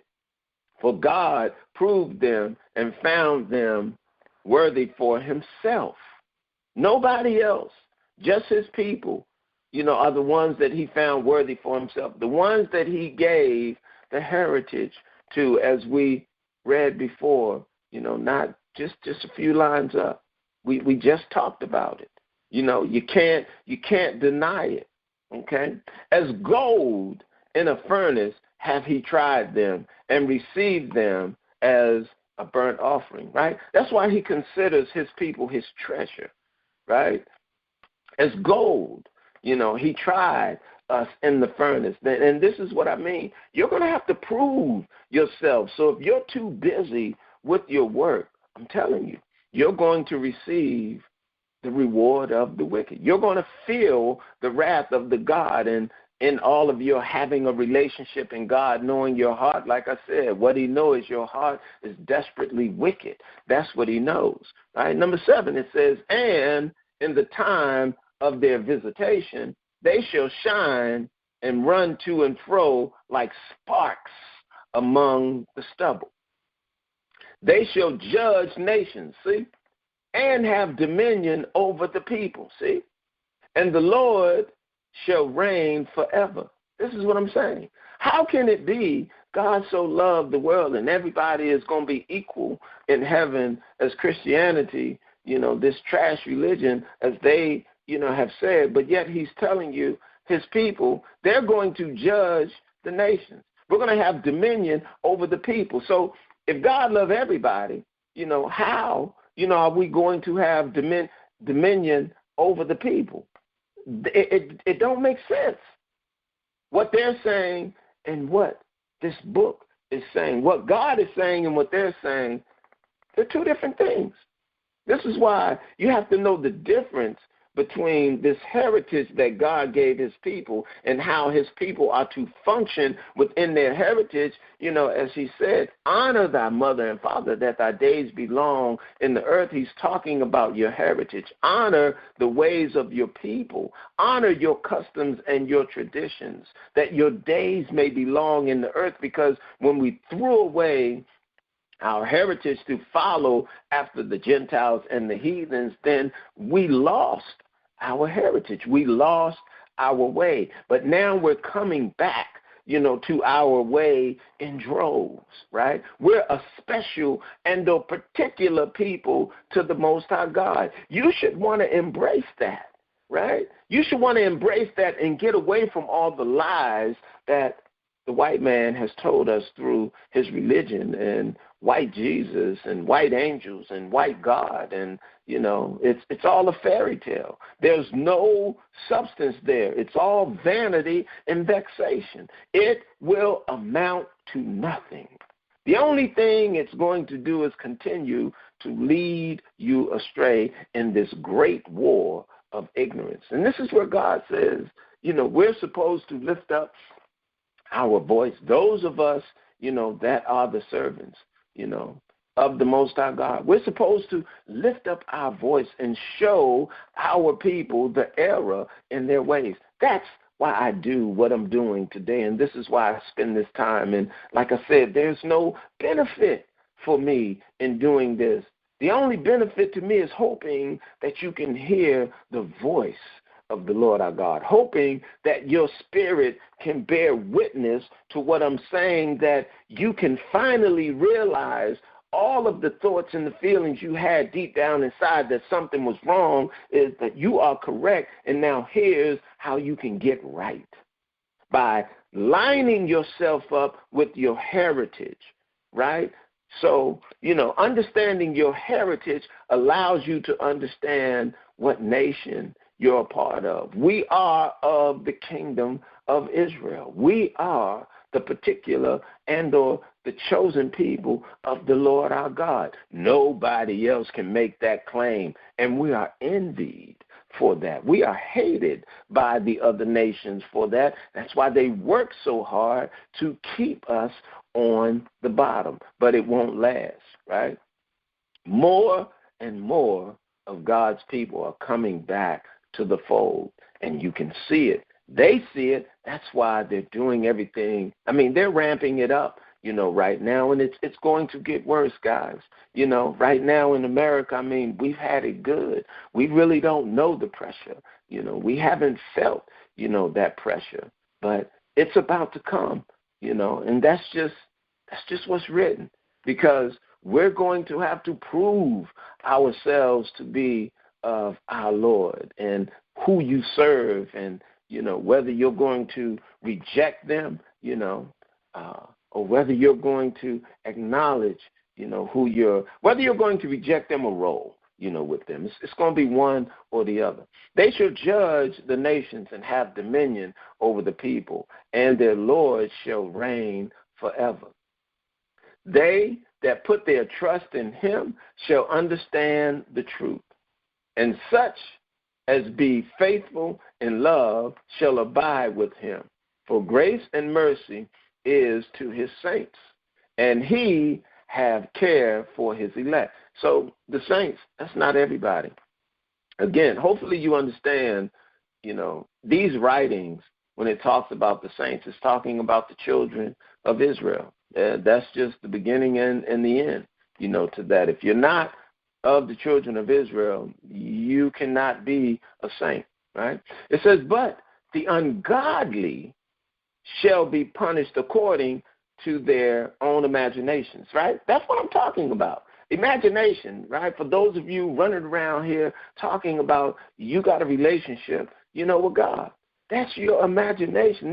This stuff is made up, right? Religion has made you feel good to think God knows your heart and God loves everybody and God understands. I'm telling you, God is not to be played with, right? It says, but the ungodly shall be punished according to their own imagination, which have neglected the righteousness and forsaken the Lord. That's what I'm telling you guys. You better listen to these words that are coming out of my mouth. I'm doing my best to show you the difference between what the religion, Christianity, has brought about, what they're saying, and what God is saying, and how what God is saying is distinctly different than what we've been taught and are told through Christianity and that religion made by man. But the ungodly shall be punished according to their own imaginations, which have neglected the righteous and forsaken the Lord. For whoso despise wisdom and nurture, he is miserable, and their hope is vain. Their labors unfruitful, and their works unprofitable. This is what I'm telling you, right? If you're so tied in, to your work, you despise the wisdom because you're not learning the ways according to your heritage. That you may honor your mother and your father. Your mother and your father are talking about your ancestors, and you need to know your ancestors according to this history. Your ancestors are Solomon, David, Samson, Jeremiah, Nehemiah. These are your ancestors, and, we had a certain way that we conducted ourselves according to our heritage, right? So if you're not dealing with your heritage, he says your hopes are vain. Your labors are going to be unprofitable. This is what I'm telling you. All those, that have ascended, to the heights of the millionaires and billionaires, all that's vanity and vexation. You ain't going nowhere, but you will receive the reward of the wicked, right? It says, the last one I'm going to read for that, and then we're going to go back to Ecclesiasticus 17 and number 15. It says, their wives are foolish, right? So the women, our women that are tied up into Christianity, it says, they foolish. Our women that are stuck, into the religion, or any one of our women or our people that are not focused or coming to understand this heritage, as you have to unlearn to learn. As he say, you got to be childlike, you got to be born again. This is the allegory, the hidden, message. The meaning is saying it doesn't matter whether you're 80, 60, 40. 20, it doesn't matter. When you come to understand, you have to unlearn to learn. But it says their wives are foolish and their children wicked, right? This is what religion has done. It's made us foolish and wicked. And that's the truth. I know you don't want to hear it. I know it hurts your heart because this is what we grew up on. We came out of the belly of the beast, right? We came out of our mother's womb into this world, and they started filling us up with their doctrine, with their understandings, with their policies, with the ways of the world. But it says their way is foolish and it's wicked. Their religion is foolish and it's wicked.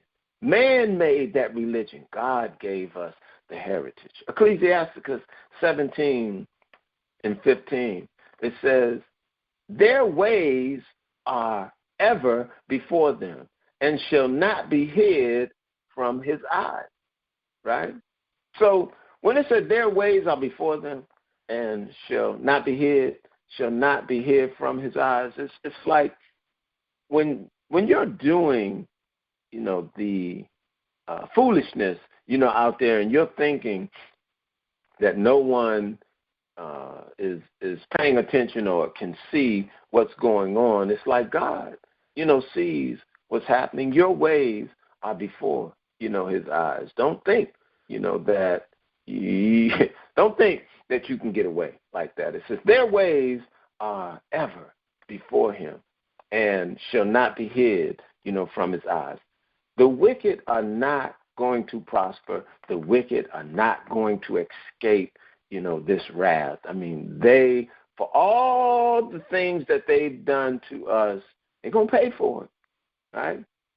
Christianity wants you to believe, you're supposed to forgive them and God is love. Nope, not going to happen, right? I'm not going to forgive nothing. I will forgive my brother, as it is written, within the law. But for what these other people have done to us, I'm not going to forgive them because God is going to bring his wrath upon them. As he said, their ways are before him and should not be hid from his eyes, right? He's going to bring the recompense, upon them. He's going to bring the vengeance. He's going to do way more than I could ever do. And they got it coming. So there's no forgiveness from me for them. Because God already said what he's going to do. I'm not going to override God. I'm just going to sit back and let God do what he do for that. And I'm going to be thankful because he's a just God. So let's go to Ecclesiasticus 44 and 17. 44 and 17, Ecclesiasticus. Noah was found perfect and righteous, right? Because in religion, they want you to believe ain't nobody perfect, but Jesus. Can't nobody be perfect, but you'll find Job was perfect. You see Noah, is perfect. These are all things that point out the imperfections, to the religion, right? Because they have said you can't be perfect, only Jesus is perfect. But we see in the book, it tells us Job is perfect. It tells us Noah is perfect. And then you got Jesus out his own mouth telling us to be perfect. But when you deal with religion, they'll say, no, nobody can be perfect. You just can't be perfect. But I'm like, wait a minute. Will God set us up for failure? Will Jesus ask us to do something that can't be done? Again, I'm going to listen to what my ancestor in Jesus, in Yahshua, what he said.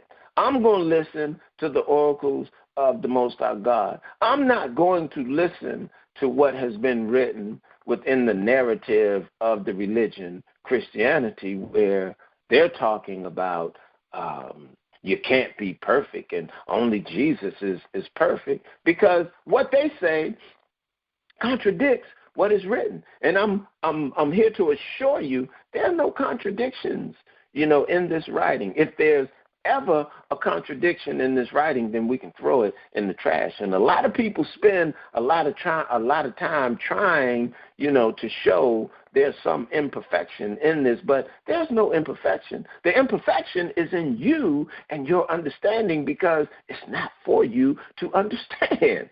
The hidden meaning based on the wisdom of God is not provided to you. It's only provided to his servants and or to his people. If you're not his people, it's not for you, and you're not going to get it. So to you, it's going to look like 1,000 or 10,000 pieces to a jigsaw puzzle just scattered and thrown across the floor. You don't know what to do with it, right? So for you, let it be a contradiction. But for those of us who understand and can see how this goes together as God is giving us insight, to the understanding, let us keep moving. But he says Noah was found perfect and righteous in the time of wrath. He was taken in exchange. See, that goes back to what it was saying earlier, where, when the things go down, that we would be moved, out of harm's way. But to them, it'll look like, we're being destroyed, as well. But here, he said, Noah was found perfect and righteous in the time of wrath. He was taken in exchange, right, for the world. Therefore was he left as a remnant unto the earth when the flood came. An everlasting covenant was made with him, that all flesh should perish no more by the flood. See, no more flood, as he said. This time it's going to be by fire. This is why I tell you, if you don't get yourself right, if you are the children of the Most High God, if you don't come back to this heritage, I'm telling you, your eyeballs are going to melt in your sockets. That's what's going to happen. Your flesh, your everything, this world is going to be, it's going to be disintegrated. I mean, that's just what's going to happen. Not by flood, but by fire, right? An everlasting covenant was made with him, that all flesh should perish no more by the flood. Abraham was a great father of many people. In glory was there none like unto him, who kept the law. See, Abraham kept the law of the Most High, right? So why in Christianity do they want you to believe the law is no more? The law is a thing that's going to be around forever. It ain't going nowhere. And Jesus does not have a law that's different than what the law of Moses was. It's the same law. So when they tell you Jesus fulfilled the law, it's like, what in the hell are they talking, about? It doesn't make sense. The law of Moses is the law of Jesus, is the law of the Most High God. The law is the law. It doesn't change. He says, I am the Lord thy God. I change not, right? So with Abraham, who kept the law of the Most High and was in covenant with him, he established the covenant in his flesh. And when he was proved, see, everybody has to be proved, by the Most High. This is why you can't just lightly go around and be trying to act like everybody your friend or that you know somebody. Everybody has to be proved, right? And when he was proved, he was found faithful. Therefore, he assured him by another that he would bless the nations in his seed. The key word is the seed. And when it says, that he would bless the nations in his seed, you got to remember, based on the prophecy, nations, right? The kingdom of Israel being one nation, it did split and it became two nations, right? And you got to understand that when the children of Israel were chased out of the land, how they went into all the other nations, and they became, like the heathen or the Gentile of those nations, like the Samaritan, woman, as she asked Jesus. And this is how her being a Samaritan and also being a Gentile, that she was an Israelite, because she asked him, if you remember the story, she asked him, are you greater than our father Jacob? See, when she said that, that would let you know that this Gentile, and it was hopefully help you understand when Paul is talking about, the Jews and the Gentiles, he's talking about those that were of Israel. Because she said, are you greater than our father Jacob? So that lets you know that this Samaritan woman was an Israelite, but she was of another nation, right? So this is where it says, that he would bless the nations in his seed. It's got to be tied to the seed, and the seed through Isaac and Jacob, that's the seed. So if you're not of the seed, then the blessing is not for you. I know that's hard for a lot of people to accept because, again, religion, they spoiled us, and they've used the prestige of their institutions, and, they used their money and media, and they promoted this thing, to where what they're saying seems to be correct, right? Because they're persuading you. They're conditioning you. They're grooming you for hell. They're grooming you for your destruction. But if you got eyes to see and you got ears to hear, you need to hear this, right? That he would bless the nations in his seed. If you're not of the seed, you cannot expect the blessing. You have to know the prophecy to understand how the nations are a part of that seed, because we were pushed, into these various nations as he scattered us throughout the four corners of the earth. And I just used the example of the Samaritan woman, who, being an Israelite, she identified that Jacob was, her father. So you got to be of that seed, and that he would multiply him as the dust of the earth, and exalt his seed as the stars, and cause them to inherit from sea to sea, and from sea to sea, and from the river unto the utmost part of the land. So again, this ain't talking about everybody. God is giving dominion, of the earth specifically to the children of the heritage, those that he gave the blessing of the name and the heritage to. Nobody else, right?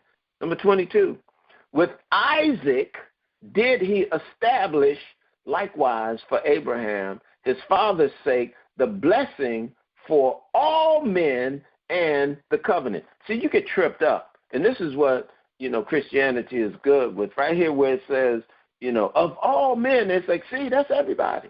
Right there it says, all men. But it's qualified, by the covenant. The covenant was only made, through Israel and Judah, right? The house of Israel and the house of Judah. And then it opens up, it says, with Isaac did he establish, right? So that was the seed. The seed came through Isaac, right? Then to Jacob. So when it says all men, it's talking about those that are of the seed of Jacob. Now you got to remember, he just said he was going to multiply them, so it's going to be a lot. He's going to multiply them as the dust of the earth and exalt them, his seed as the stars, and cause them to inherit, from sea to sea and from river to the utmost part of the land. You got to remember, the all men is talking about those of the seed that have been multiplied, as the dust of the earth. That's whosoever and all men and everybody, as Christianity like to take those little words and, conflate them to make you think, oh, now it's talking about the other nationalities and the other Gentiles and heathens. Oh, anybody and everybody can come and be a part, of our heritage, and they can, join our party. It's not true. That's the lie. That's the fallacy. That's what the devil do when he wants to deceive the whole world. He doesn't need to deceive the world of the wicked. The wicked, they're already deceived. He needs to deceive the world of the righteous, right? But he says, with Isaac did he establish likewise for Abraham, his father's sake, the blessing of all men and the covenant, and made it rest upon the head of Jacob. Not everybody, right? And made it rest upon the head of Jacob. So when you talk about John 3:16, God so loved the world, the religion of Christianity, it's a lie. And you need to know it's a lie. He made it rest upon the head of Jacob. He acknowledged him in his blessing and gave him an heritage. This is what I'm telling you. It's not about religion. He gave Jacob the heritage. He gave us the chosen seed, of the Most High, the children of God. He gave us the heritage and divided his portion among the 12 tribes did he part, them. So this is what it's talking about when it says, love your brother, love your neighbor. See, the neighbor is based on the other 12 tribes as he divided the portion. Like our land is so vast and it's bigger than, the state of Israel, today's modern, Israel, the state, of Israel as they have it over there, it's much more vast, than that. But it's divided, into 12 parts, and we all had our portion, and that was our neighbor. And you would have to know, there was a point where we were at war with each other, fighting and hating, each other. So when it's talking about love your brother, right, it's talking about the love that we have to have for each other as we're multiplied as the dust on the earth. There's a way that we have to conduct ourselves, with ourselves, because we were fighting against ourselves, right? We were hating ourselves. So when he talk about love thy neighbor, it's speaking of how the portions were divided, right? As we have this land and we were supposed to understand according to the law how to treat, each other. Let's go to 2 Thessalonians 2:1. Now we beseech you, brethren, by the coming of our Lord Jesus Christ, and by our gathering unto him, that ye be not soon shaken in mind, or be troubled, neither by spirit, nor by the word, nor by the letter from us, that the day of Christ is at hand. So when you say, when you see it says the day of Christ is at hand, man, that's the same as, the kingdom of heaven is at hand. That's the same as the day of the Lord. It's talking about when he comes back and, he revenge, his people, when he rescues his people. It's going to be ugly. It's going to be bloody. A lot of people going to die. I know you all don't want to talk about it. They never mention this, in today's, understanding of the church and how they teach religion. Because, again, they want you to think it's going to be some jubilee, when Christ returns, or the day of the Lord is going to be some fantastical party that everybody's going to, benefit and celebrate. It's not true. He coming back and he going to tear this place up. He's going to bring America to rubble. There's the life, the way you know it, it's not going to be. You would have to go back and understand what happened when he brought the children of Israel out of Egypt, right? And this is where I say when you don't know the history, you're bound, to repeat it. But you need to go back and study that and look at that to understand, to a certain similitude, what it's going to look like as he's pulling us, out of America. It's going to be the same set of circumstances. It's going to be the same people, right? So some of the same troubles that were faced as he pulled them out of Egypt, it's going to be some of the same troubles that we face as he pull us out of America. And it's promised that we're not going to be able to take none of that nonsense, into our homeland. So he's going to try and purge, all of the rebels before we get to the homeland, as he take us out of America and we're in, what's understood to be the wilderness at that point, he's going to purge the rebels. And only, those that have been tried and proven will be able to enter into, our homeland, that we can serve God in the manner and the way that we're supposed to serve and worship our God, and how we will rule the world from our homeland. This is what America and the rest of the world, why they've joined Confederate against us, because when we get back into the land, we become the one world government. The thing that they're trying to emulate so hard right now today, right? That belongs to the Most High God. That belongs to the children of Israel, as it is written. Nobody else. You don't have a mixed multitude, that's going to be part and parcel, with that. It just doesn't work, right? So let's go 2 Thessalonians 2:3. Let no man deceive you by any means, for that day shall not come except there come a falling away first, and that man of sin be revealed, the son of perdition.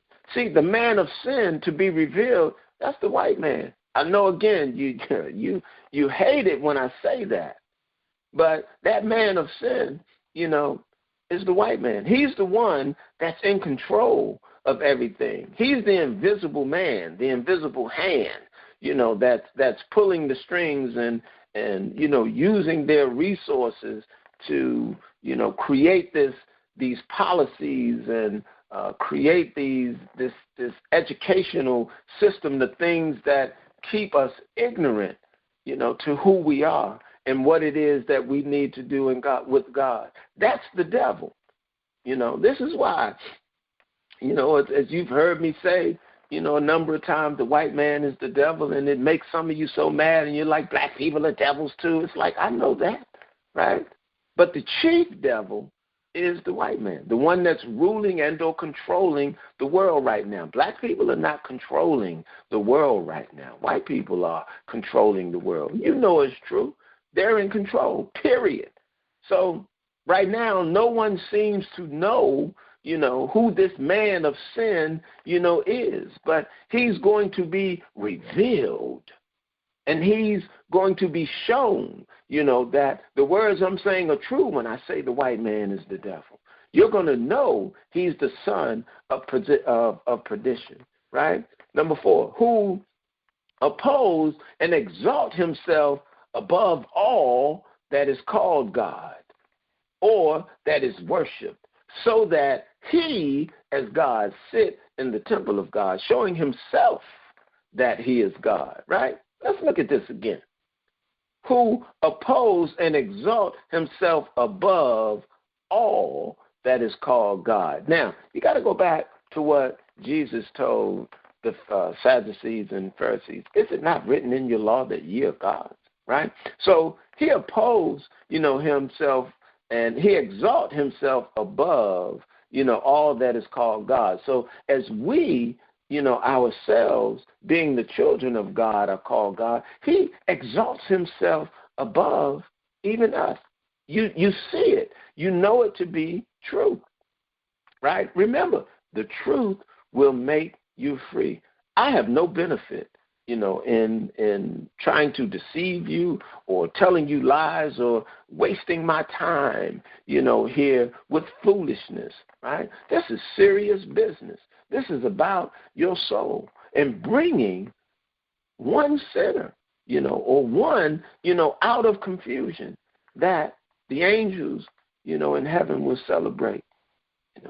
This is about the truth, right? Number 4, who oppose and exalt himself above all that is God or that is worshipped, so that he, as God, sit in the temple of God. Now, he put himself in the temple of God when he made white Jesus and promote white Jesus all across the world, right? These things are like in your face, type stuff. And you try to make it like, oh, it's a little thing, it's nothing. But it's a big thing, man, that he created white Jesus to be, the figure that all should worship, right? It's a lie. And this is why I'm telling you, Christianity is of the devil. Point blank, period. I know that's not favorable, and again, I know it hurts a lot of people's feelings, but this stuff is in your face. If you got eyes to see, you can see. And let's just understand, the truth will make you free. If you want to believe that, I don't know what I'm talking about, it's okay, right? But for those of you that can hear, and for those of you, that understand, let's keep it moving, all right? Let's keep going, right? So as God sit in the temple of God, showing himself that he is God. That's why Jesus, right? That's the image, of himself, as they say, in Maccabees it said he would open the book of the law, and he sought to paint the image, of his likeness. Guys, these things happen. This historically is written. That's why I love the word of God, because he put it in there for us to see it in the time that we're ready to see it, the time that we're ready to receive it. If you're not ready to receive it, then you're going to stay locked into your religion, and it's okay. Like I said, you do that, and, hopefully God will have mercy on you. But outside of that, he said, you're going to receive, the reward of the wicked, and you will be considered a worker of iniquity. Right? Number 5, he says, remember ye not that when I was with you, I told you, these things. See, this is Christ talking about the regeneration as we return,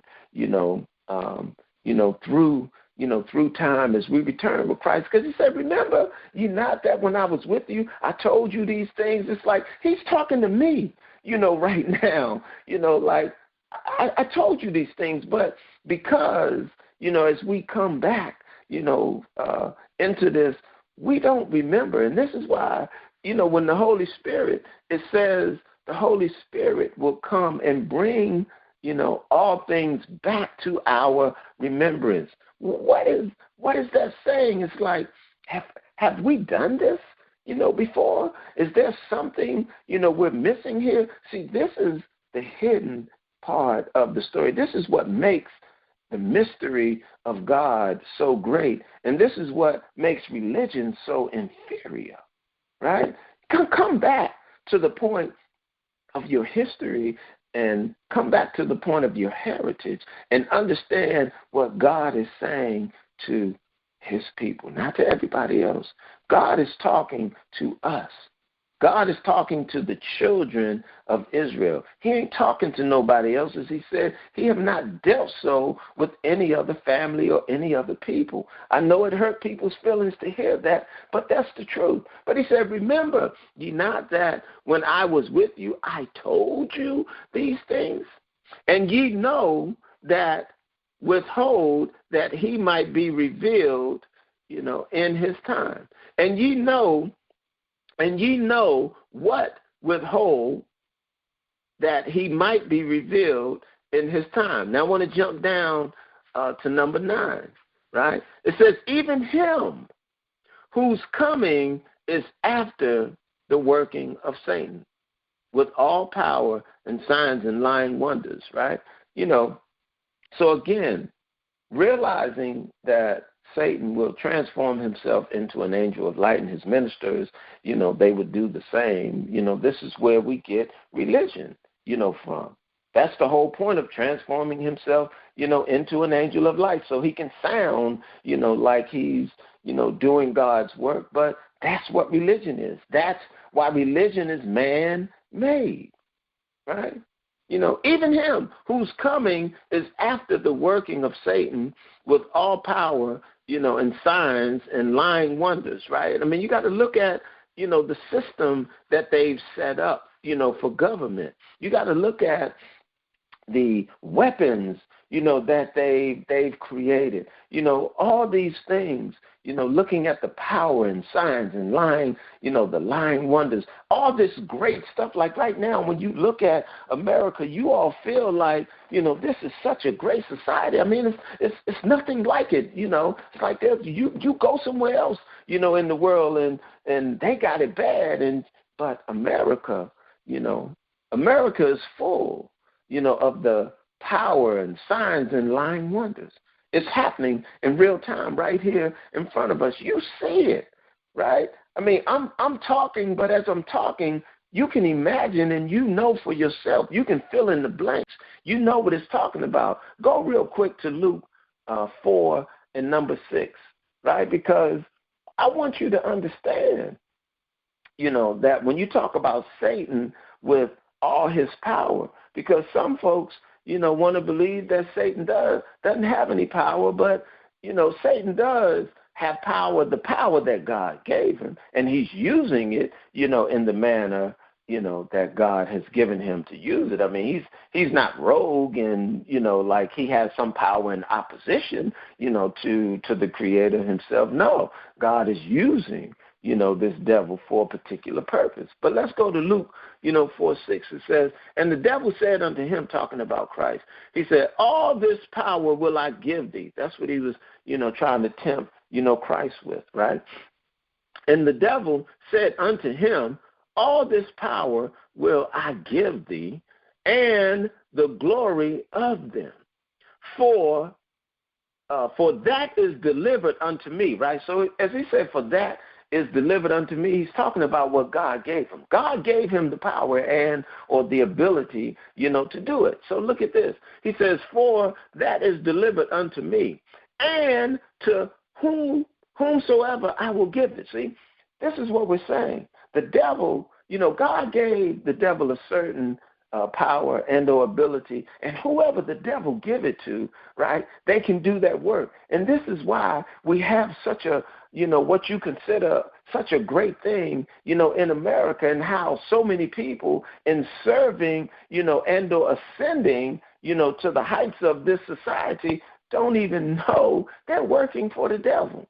And a number of them, as you look, in today's time, how now everybody want to tell the truth and expose Hollywood and the music industry. It's like this is the devil who, he comes and he's offering his power, his glory. He's offering this money. He's offering this deal, and you have certain people out here, they're taking the deal, as he said. And the devil said unto him, all this power will I give thee. See, that's what happens in Hollywood, in the music industry, in politics, just throughout America, abroad. Certain people, are privileged to that meeting, and certain people can't refuse, and they accept it, and therefore they work for the devil. You see it, you know it, but here it is written. And the devil said unto him, and you got to know, this was the devil talking, to Christ. But fast forward, this is happening still today, in real time, right? So, and the devil said unto him, that you can put the him, that could be anybody, from that standpoint now, as we understand how the devil works. And the devil said unto him, all this power will I give thee, and the glory of them. For that is delivered unto me, and to whomsoever I will give it. Now go real quick to 2 Corinthians 11 and 14. 2 Corinthians 11 and 14, because this goes back to what I was saying about, how this devil transforms, himself, and how he's created an army, and why religion is so, powerful and so dominant, but it's a part of the illusion. The religion is man-made and meant to lead you astray. It's all a part of the devil's artifice. This is all a part of his creation. This world, right? When you talk about, the worlds, that were framed, You got the world of the wicked and the world of the righteous. So right now in America, we are in the world of the wicked. That's the world that's going to be destroyed, right? That's the world that's not going to be. So 2 Corinthians 11:14. And no marvel, for Satan himself is transformed into an angel of light. Therefore, it is no great thing if his ministers also be transformed as the ministers of righteousness, whose end shall be according to their works. I mean, they're not going to, profit anything. They're going to receive the reward of the wicked, and all them that follow, him will receive the reward of the wicked, right? So let's go back to 2 Corinthians. No, what was that? Thessalonians. Right? We were dealing in 2 Thessalonians 2. So let's go back to 2 Thessalonians 2:10. Right? It says, and with all deceivableness and unrighteousness in them that perish, because they receive not the love of the truth, that they might be saved. Right? So if you tie that in, to what we read in number 9 said, even him whose coming is after the working of Satan with all power, signs, and lying wonders, right? And with all deceivableness of unrighteousness in them that perish, because they receive not the love of the truth, that they might be saved. So it's like I'm sitting here and I'm trying to point out to you that religion, is a lie. It's like you don't want to receive this truth, and the truth is centered around what we're gonna define that, as well, because I can't sit up here and just tell you what I think, truth is, because God has already said what the truth is, and it's my job to point that truth out, because his truth, is his law. As his righteousness is an everlasting righteousness, and his law is the truth. That's the truth that we're talking about, right there. Let's see. And with all deceivableness of unrighteousness in them that perish, because they receive not the love of the truth, that they might be saved. And right here when it says that they might be saved, this ain't talking about everybody. This is talking about the children of the Most High that's out here lost in the world. Like the Samaritan woman, who was a Gentile, she was lost. She, was separated, from her heritage. As she asked him, are you greater than our father Jacob? But, it's for the children that are out here that are lost, That's what he said, that they might be saved. This ain't talking about all these other people. All the other people are not going to be saved because all the other people are not being, oppressed. All the other people are not a part of the curses. All the other people are not a part of the heritage. That they might be saved. That's talking about the children of Israel. Religion, again, would have you to believe that deals with all people. That's the lie that rests within religion. But you go to Luke. You go to Luke 4:10, and you go to Luke 4:10 and look at what it says. It says, "For it is written, he shall give his angels charge over thee to keep thee. And in their hands they shall bear thee up, lest any time, thou dash thy foot, against a stone." Okay, so this is going into when the devil, in using the scripture, because you've said and we've talked about how the devil know the word too, and it's true. But when you know the word, you can refute what the devil says, because here the devil was trying to entice Christ to do something against the against the law. And this is why we have to distinguish that difference between religion. And this is how he transforms, himself into an angel of light. And you come to realize he was given, a power to do a particular thing. To someone that's unaware, they would think that his power is real. It would seem, real, to them, right? And Jesus answered and said unto him, thou shalt not tempt the Lord thy God.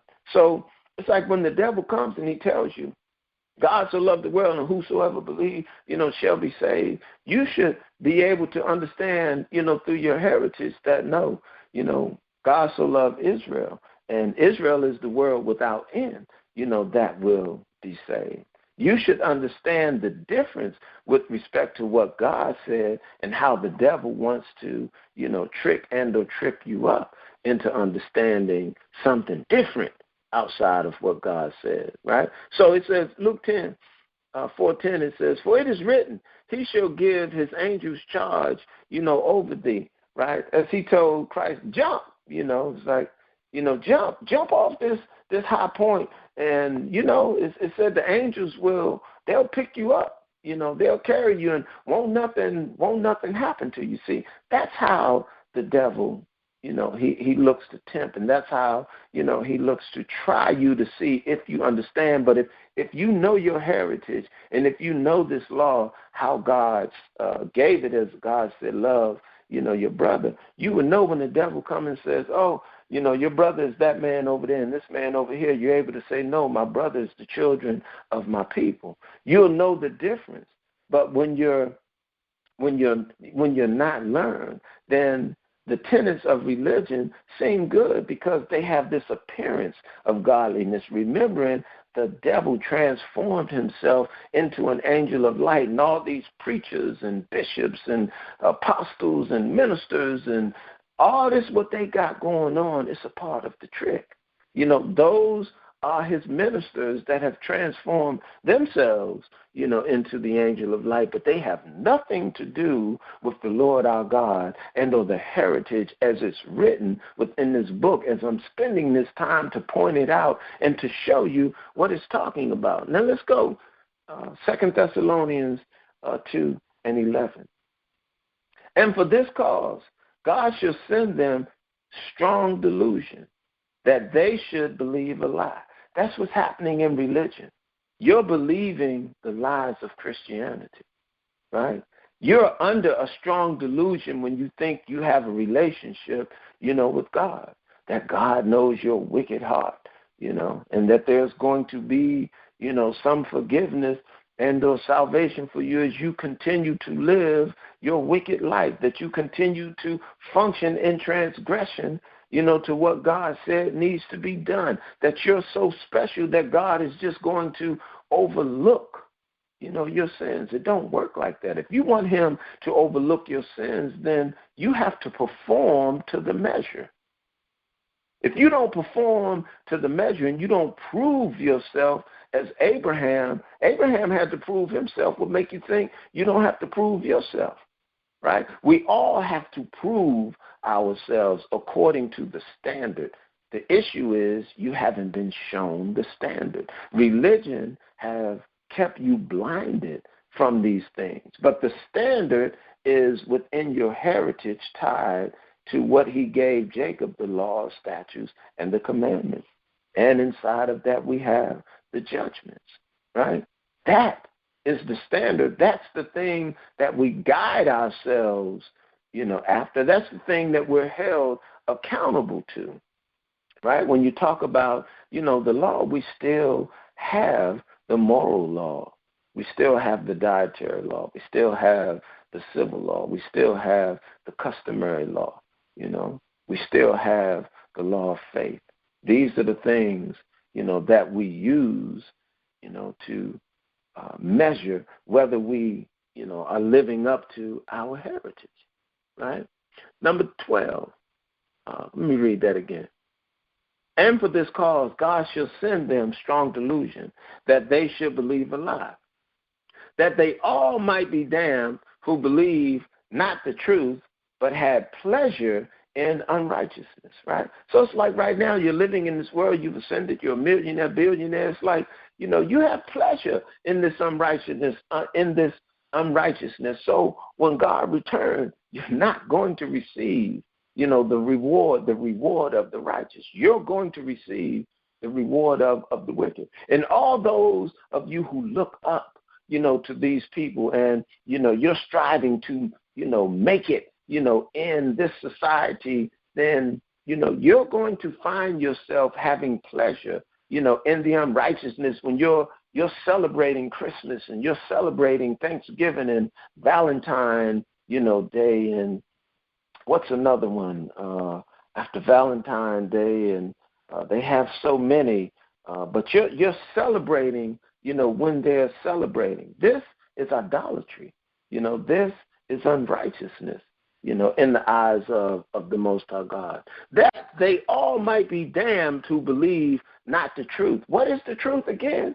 The truth is his righteousness is an everlasting righteousness. His law is the truth.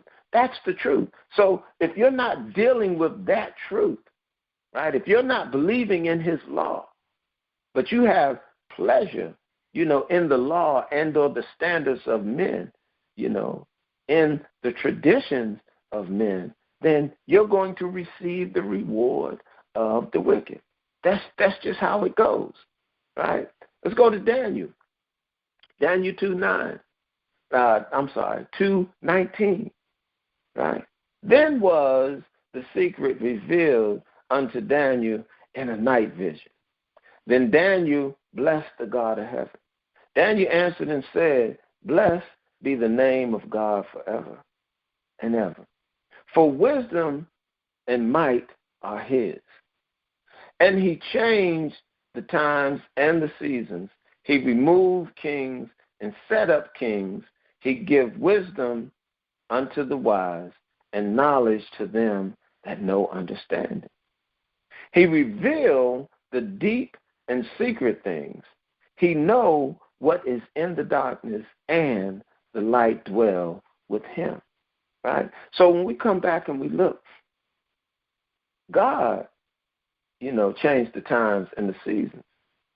But we realize, that he said also that the wicked one would seek to change, the times. It's like God is the one who's responsible for the ordinances of everything. But here they come, and they want to change the day of worship from Saturday, to Sunday. Here they come, they want to change, the pattern of the moon. They invert it. They flip it to where you look at the full moon. You look at the moon and you call, when it's bright in the sky, you call that a full moon when it's actually the new moon. They turn or they invert it. They flip everything around. They want to change, the time. They want to change, the laws, right? We have the Feast of Dedication, but they want you to do, Christmas. These are the things that, God has put in place. And then here man comes, through his religion, through his society, through his policies. And he have the traditions of men that he wants you to live by. And you've abandoned the heritage and or the things that God have, for you to live in those standards. You've abandoned the things of God and you've accepted, the traditions of men because we were born into it. That's all we've ever known. But now, it's time for us to use our wit to separate ourselves from that. As he said, come out of her, my people. And the question is, are you his people? You go to Acts 3:25, it says, ye are the children of the prophets. Who is that talking about? Ye are the children of the prophets. Who is that? Is that everybody? As Christianity would have us to believe, anybody and everybody, ye are the children of the prophets. No, again, I'm telling you, I'm starting to sound like a broken record, but that's just what it's going to take, repetition in order for you, to understand, what this is. Ye are the children of the prophet and of the covenant, which God made with our father. See, everybody can't be, you know, of the covenant because it was made with our fathers. It wasn't made with everybody in all nations. So again, you know, the way they teach John 3:16, it can't be true. You know, it's a lie. I have to let you know that because God said I have to show my people the error of their ways. And that's one of the biggest problems, you know, or the biggest drugs that they push in Christianity is that John 3:16. Got you thinking, you know, anybody and everybody can do this. It's not true. Ye are the children of the prophets and of the covenant which God made with our father, saying unto Abraham, and in thy seed shall the kindred of the earth be blessed. Right? In thy seed. Again, we went over this earlier. In thy seed shall the kindred of the earth be blessed. It's talking about those that he's going to multiply, you know, like the dust of the earth that are going to be like the stars. See? His children are going to be blessed. This ain't got nothing, this doesn't have anything to do, you know, with no other nationalities and or groups, you know, of people. Amos 2:11, he says, and I raised up of your sons for prophets. Not everybody else. This is why, you know, again, it hurts people's feelings, you know, because when you talk about Islam, that's for the Arabs. That's their heritage. And remember, man-made religion, you know, so even with that, you have the difference between the religion, but, you know, there's a heritage there, right?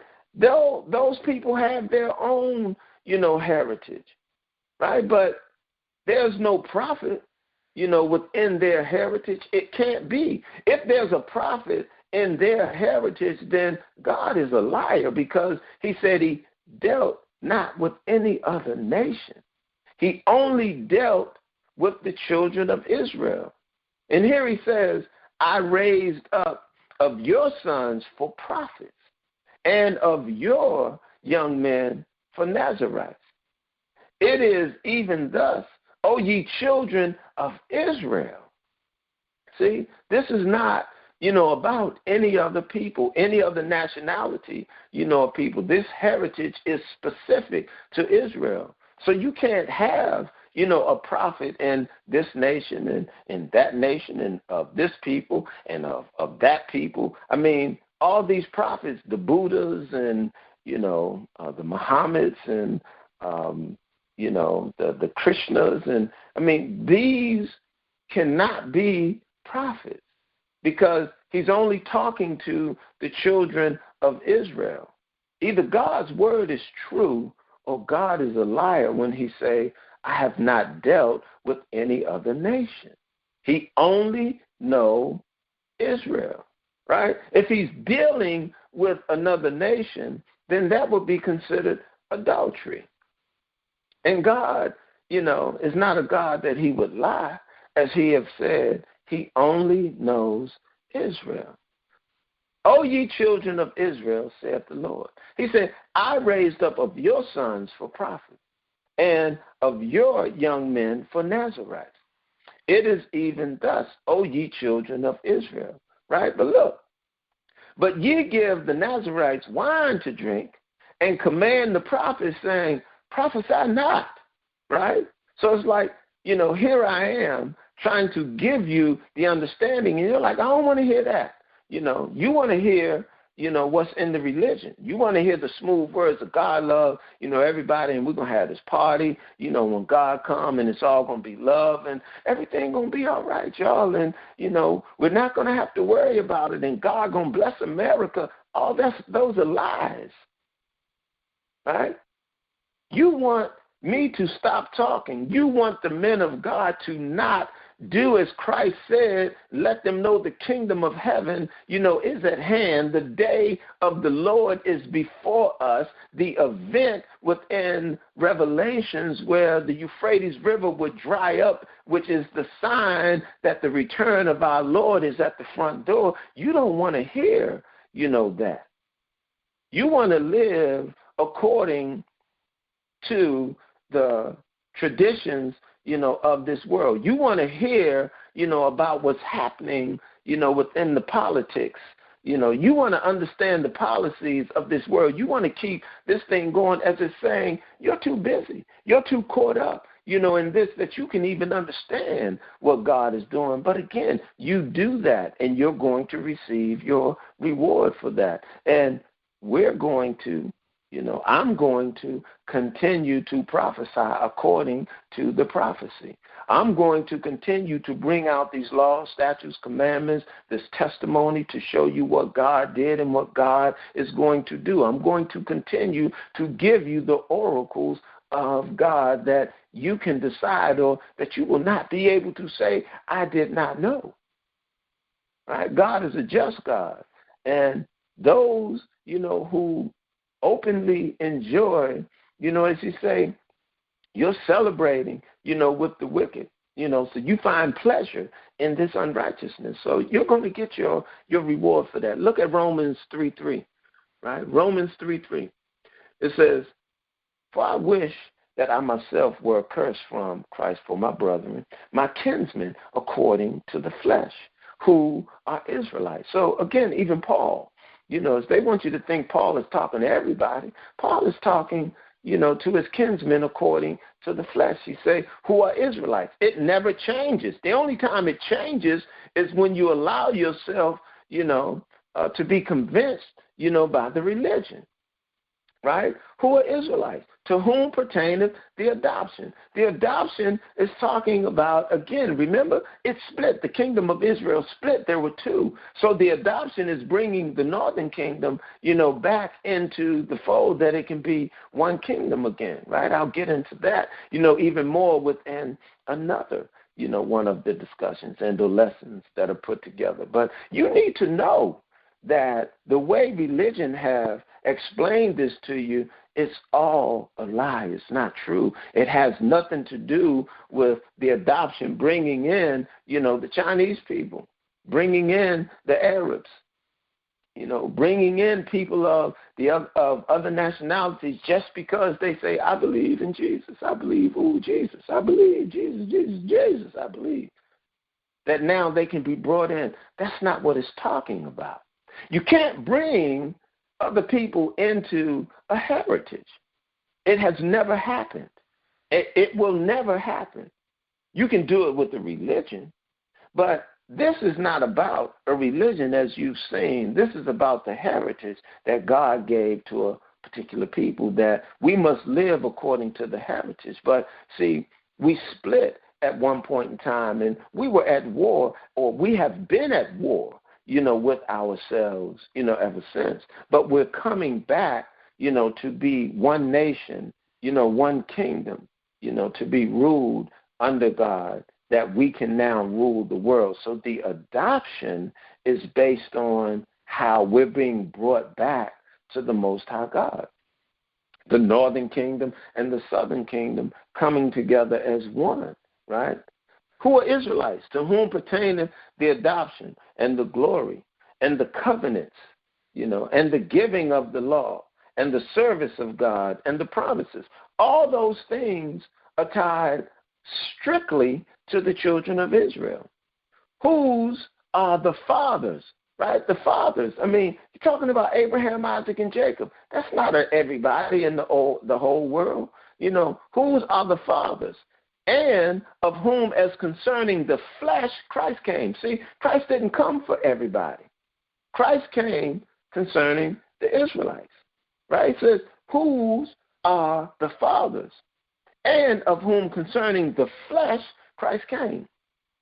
It's talking about the heritage. It's talking about the children, of Israel. Then it says, who is over all? God bless forever. See, again, it says, who is over all? They want you to think that's everybody, but the overall is talking about the children of Israel, as they, shall be as the dust of the earth, as the stars, He's over all of us, that we will be ruled, by, the scepter will be in the hand, of Judah. We'll be ruled, by God. All right? That's for the children of Israel, that then we can rule the world. Who is over all is talking about those of us, that are tied to the heritage. right? Whose are the fathers, and of whom as concerning the flesh. Is talking about the Israelites. Christ came, not for everybody. That's the lie that they tell in religion, right? Number 6, not as though the word of God have taken none effect, for they are not all Israel which are Israel. Neither because they are the seed of Abraham are they children, but in Isaac shall thy seed be called, right? Because you got to remember, Ishmael and the Arab nation, they're of Abraham, right? But they're not called. The only ones that are called, is based on the seed as it pertains to Isaac. That was Jacob. That's who's called. Number 8, that is, they which are the children of the flesh. See, all these other nations, including, Ishmael and the Arabs, they're the children of the flesh. It says, these are not the children of God. See, that's why I said, when you say I'm a child of God, what you're saying is I'm an Israelite. Everybody cannot be a child of God. A child of God is specifically tied to the heritage. If you're not, Israel, if you're not an Israelite, you cannot be a child of God. It just said right here. That is, they which are the children of the flesh, these are not the children of God. When you say, I'm a child of God, what you're saying is I'm of the heritage. What you're saying is I'm of the seed of Abraham, Isaac, and Jacob. I'm of one of the 12 tribes of Israel, as we acknowledge we are of the tribe of Judah. You can't say that you're a child of God and not be of the seed of Jacob. You can't do it. But I know, again, the lies in religion have made anybody and everybody feel like they can claim to be a child of God. It's a lie. That's just what it is, right? Hopefully God open your eyes that you can see and understand that is. They which are the children of the flesh, that's everybody else. These are not the children of God. But the children of the promise are counted for the seed. That's what I'm sitting up here telling you is you got to be, of Abraham, Isaac, and Jacob, of one of the 12 tribes in order to be the children of God. Otherwise, it's not talking, to you. It doesn't pertain to you. You're not a part of the heritage, right? And for us, as black people, as we've called ourselves, as African Americans, the prophecy explains what would happen to us, that we would lose our heritage, we would lose our name, that we would be brought over here on ships, that we, would have yokes of iron upon our neck. All these things were written about. It's in this book. The church just refused to talk about it. See, these things identify us as the children of God, which will allow you beyond 23andMe and all these other weird sciences that they have, out here to keep you perplexed and fooled and tricked, that we are the children of the Most High God. This is about our heritage, right? Look at Matthew 13 and 8, right? And let's just, come to understand a part of this parable, because they want to be, mixed in, and they want to be, with us so bad. But, God says it's okay, because when the time comes, he's going to separate, his children from the children of the flesh. He's going to separate them, right? And it's going to be right at that point. I mean, they're not going to be able to stop what's, in line for us as far as ruling, this world, and as far as from us coming off of the bottom and, ascending to the point, of this prophecy to the majesty with respect to who we are. They're not going to be able to stop it, right? But the field is the world, right? So when we look at Matthew 38 and 18, when we talk about the world, The field is the world. And, you've heard people say, I'm out here, I'm in the field. I'm out here in the field, man, right? The field is the world. These are the similitudes, this is just the way that we talk, or we try to use, this imagery. The field is the world. The good seed are the children of the kingdom. The good seed, that's the children of the kingdom. But the tares are the children of the wicked one. So the tares would be considered the children of the flesh, right? But the children of the good seed, this would be the children, of God, right? It says the world, the field is the world. The good seed are the children of the kingdom, but the tares are the children of the wicked one. Right? Go to Mark 7 and 5. Then the Pharisees and the scribes asked him, Why walk not thy disciples according to the traditions of the elders, but eat bread with unwashed hands? So we're getting ready to get into, again, just looking at the difference between this heritage, that we have, and how, now today we live our lives according to the traditions, of men. And these are the things that we have to distinguish, and separate, ourselves from. We got to know the difference between what is man doing and what is God doing, and how, we can make certain, that we're of the good seed and we're not, the children of the flesh. We have to make sure we're not the children of the wicked one, but we're the children, of the good seed. We need to be able to know that, because it's not going to happen, by it's not going to be by chance. We got to prove ourselves, on this walk. Number 6, he answered and said unto them, well have said Isaiah prophesied of you hypocrites, as it is written, this people honor me with their lips, but their heart is far from me. The heart is far from them because they don't follow the laws. They don't follow the statutes, the commandments. They don't deal with the ordinances. It's like with Christianity, they tell you the law is done away with, right? That this is exactly what he's prophesying against and they're talking, about. It's happening today in real time, even with us. And it's given to you through a religion called Christianity.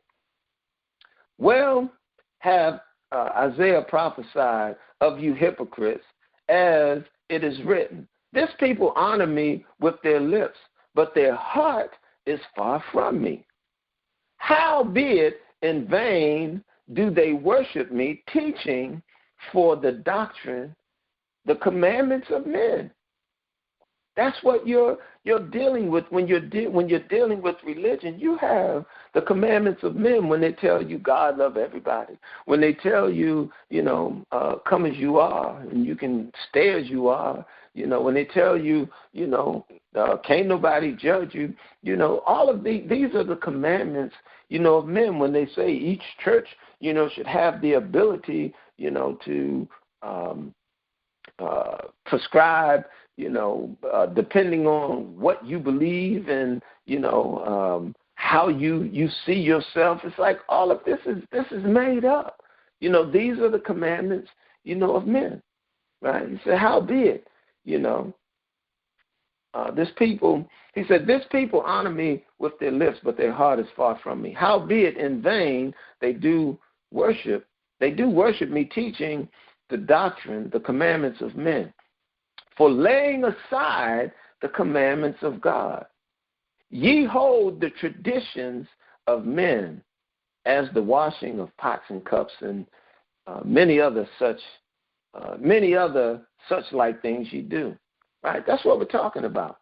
You've laid aside the commandments of God for the traditions of men, such as your Christmas and Thanksgiving and, all these other holidays that they have going on, right? You've laid aside the commandments of God because they told you the law, is no more, right? You've laid aside the commandments of God to deal with the traditions of men or the ways of this world, right? And for some of you, It just may have been subtle. It's like you may have never heard it or seen it, like this. Because, it just all seemed to be meshed and or, to work so well. But that's what the religion, is all about. It's a part of the world, right?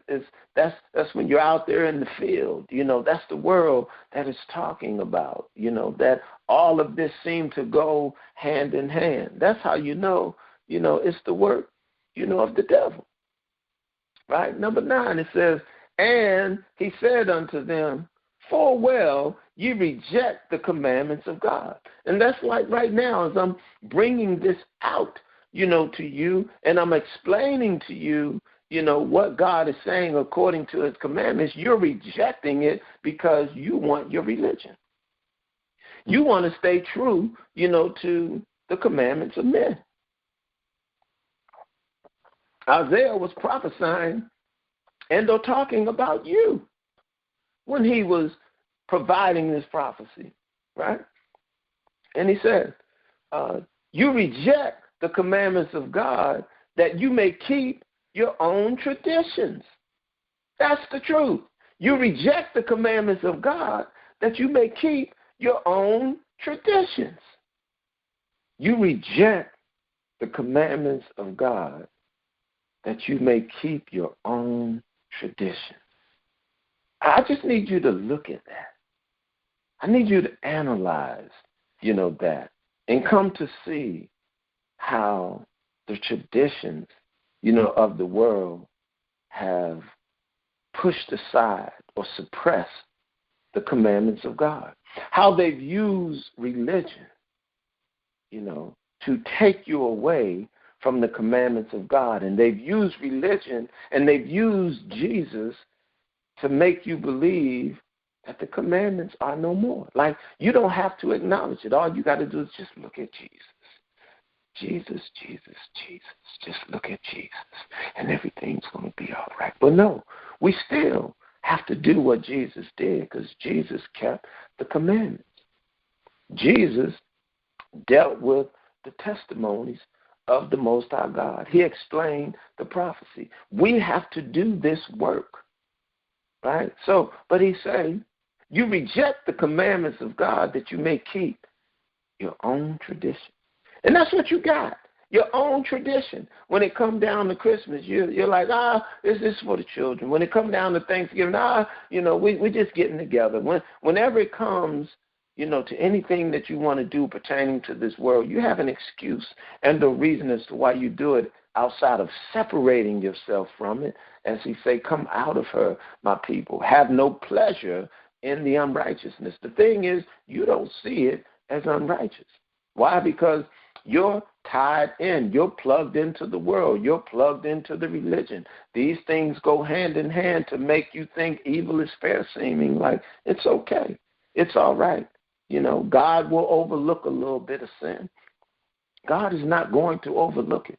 All right, go to Isaiah 30. And we're coming down to the end right here, y'all. Isaiah 30 and 7. It said, for the Egyptians, shall help in vain, and to no purpose, therefore have I cried concerning this. Their strength is to sit still, right? So it's like we're looking at, this is our heritage. This is for us, to come in, and we have to build ourselves, up in this, and it doesn't have anything, to do with anybody else, right? So when you talk about the Egyptians or any other nation of people, they need to be out of this. They have to be still. Their mouth, they don't need to say anything with respect to what we're doing. Every time we get the building trying, to get ourselves together, here come all these other people. More importantly, here come the white man or the infiltrator trying to figure out what we're doing, and but they need to be out of our business. They need to be, out of our understanding, because this is about us. This is about the children of God, not the children of the flesh. This is about the children of God, that we can bring ourselves back to the commandments of God and the faith of Jesus. If you understand what that is. right? That we can live according to our heritage. He said, for the Egyptians shall help in vain. So, in other words, these other nationalities and all these other people that want to help, they're going to help in vain and to no purpose. And historically, you can see we benefit nothing having these people in our affairs and in our business. Therefore, have I cried concerning this, their strength is to sit still. Keep them out of our business. Guys, these are the wise words, of the prophets. These are the oracles, of the God our Father. These are the words of Christ. If you love Christ, hear this, right? Do the work according to the commandments of God and not according, to your own traditions. Throw your own traditions or their traditions, because that's who traditions it truly is. Throw their traditions and their religion, in the trash. Let's come down. Daniel 7:27. And the kingdom and dominion and the greatness of the kingdom under the whole heaven shall be given to the people of the saints of the Most High. I'm telling you, this has nothing to do with all nationalities of people, right? The kingdom and the dominion and the greatness of the kingdom under the whole heaven shall be given to the people of the saints of the Most High, whose kingdom is an everlasting kingdom, and all dominions, meaning the other people, shall serve and obey him, right? The him is talking about us.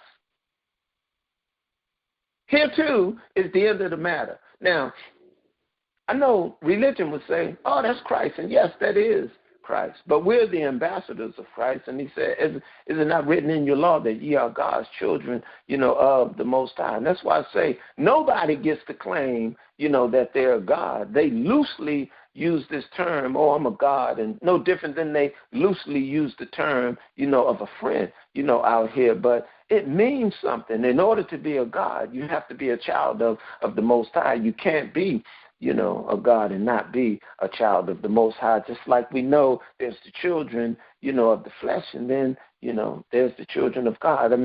There's the children of righteousness and there's wickedness. We have to distinguish the difference. Unfortunately, religion, has messed up the minds of a lot of people and have a lot of people confused. But Christianity is garbage, throw it in the trash. Man made it. These are the traditions, that man created for themselves, under the guise of religion. It's no good. God gave us a heritage. He didn't give us a religion.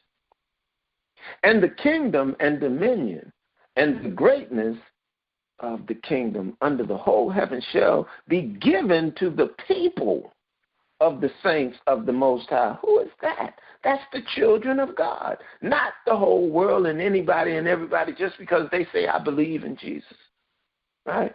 Jesus is my Lord and Savior. You don't get to make that claim if you're not the children of God. If you're not a part of this heritage, you don't get to make that claim. It's not that frivolous like that. You don't just get to do that because of your own tradition, your own belief, something that came up out of your imagination or that was given to you, from a religion that man made. It's vain. As he said in, what did we just read here? As he said, which one was that we just read? Isaiah 30 and 7. As it just said, they shall help in vain to no purpose. Right? They need to sit still. Right? You can't just claim that. And the kingdom and the dominion and the greatness, of the kingdom under the whole heaven shall be given to the people of the saints of the Most High, whose kingdom is an everlasting kingdom, and all dominions shall serve and obey him. Right? They're going to obey Christ. And through obeying Christ, they're going to obey us because we will be heirs. with Christ. Then it says, here too is the end of the matter. Go to Isaiah 29 and 15. Isaiah 29:15.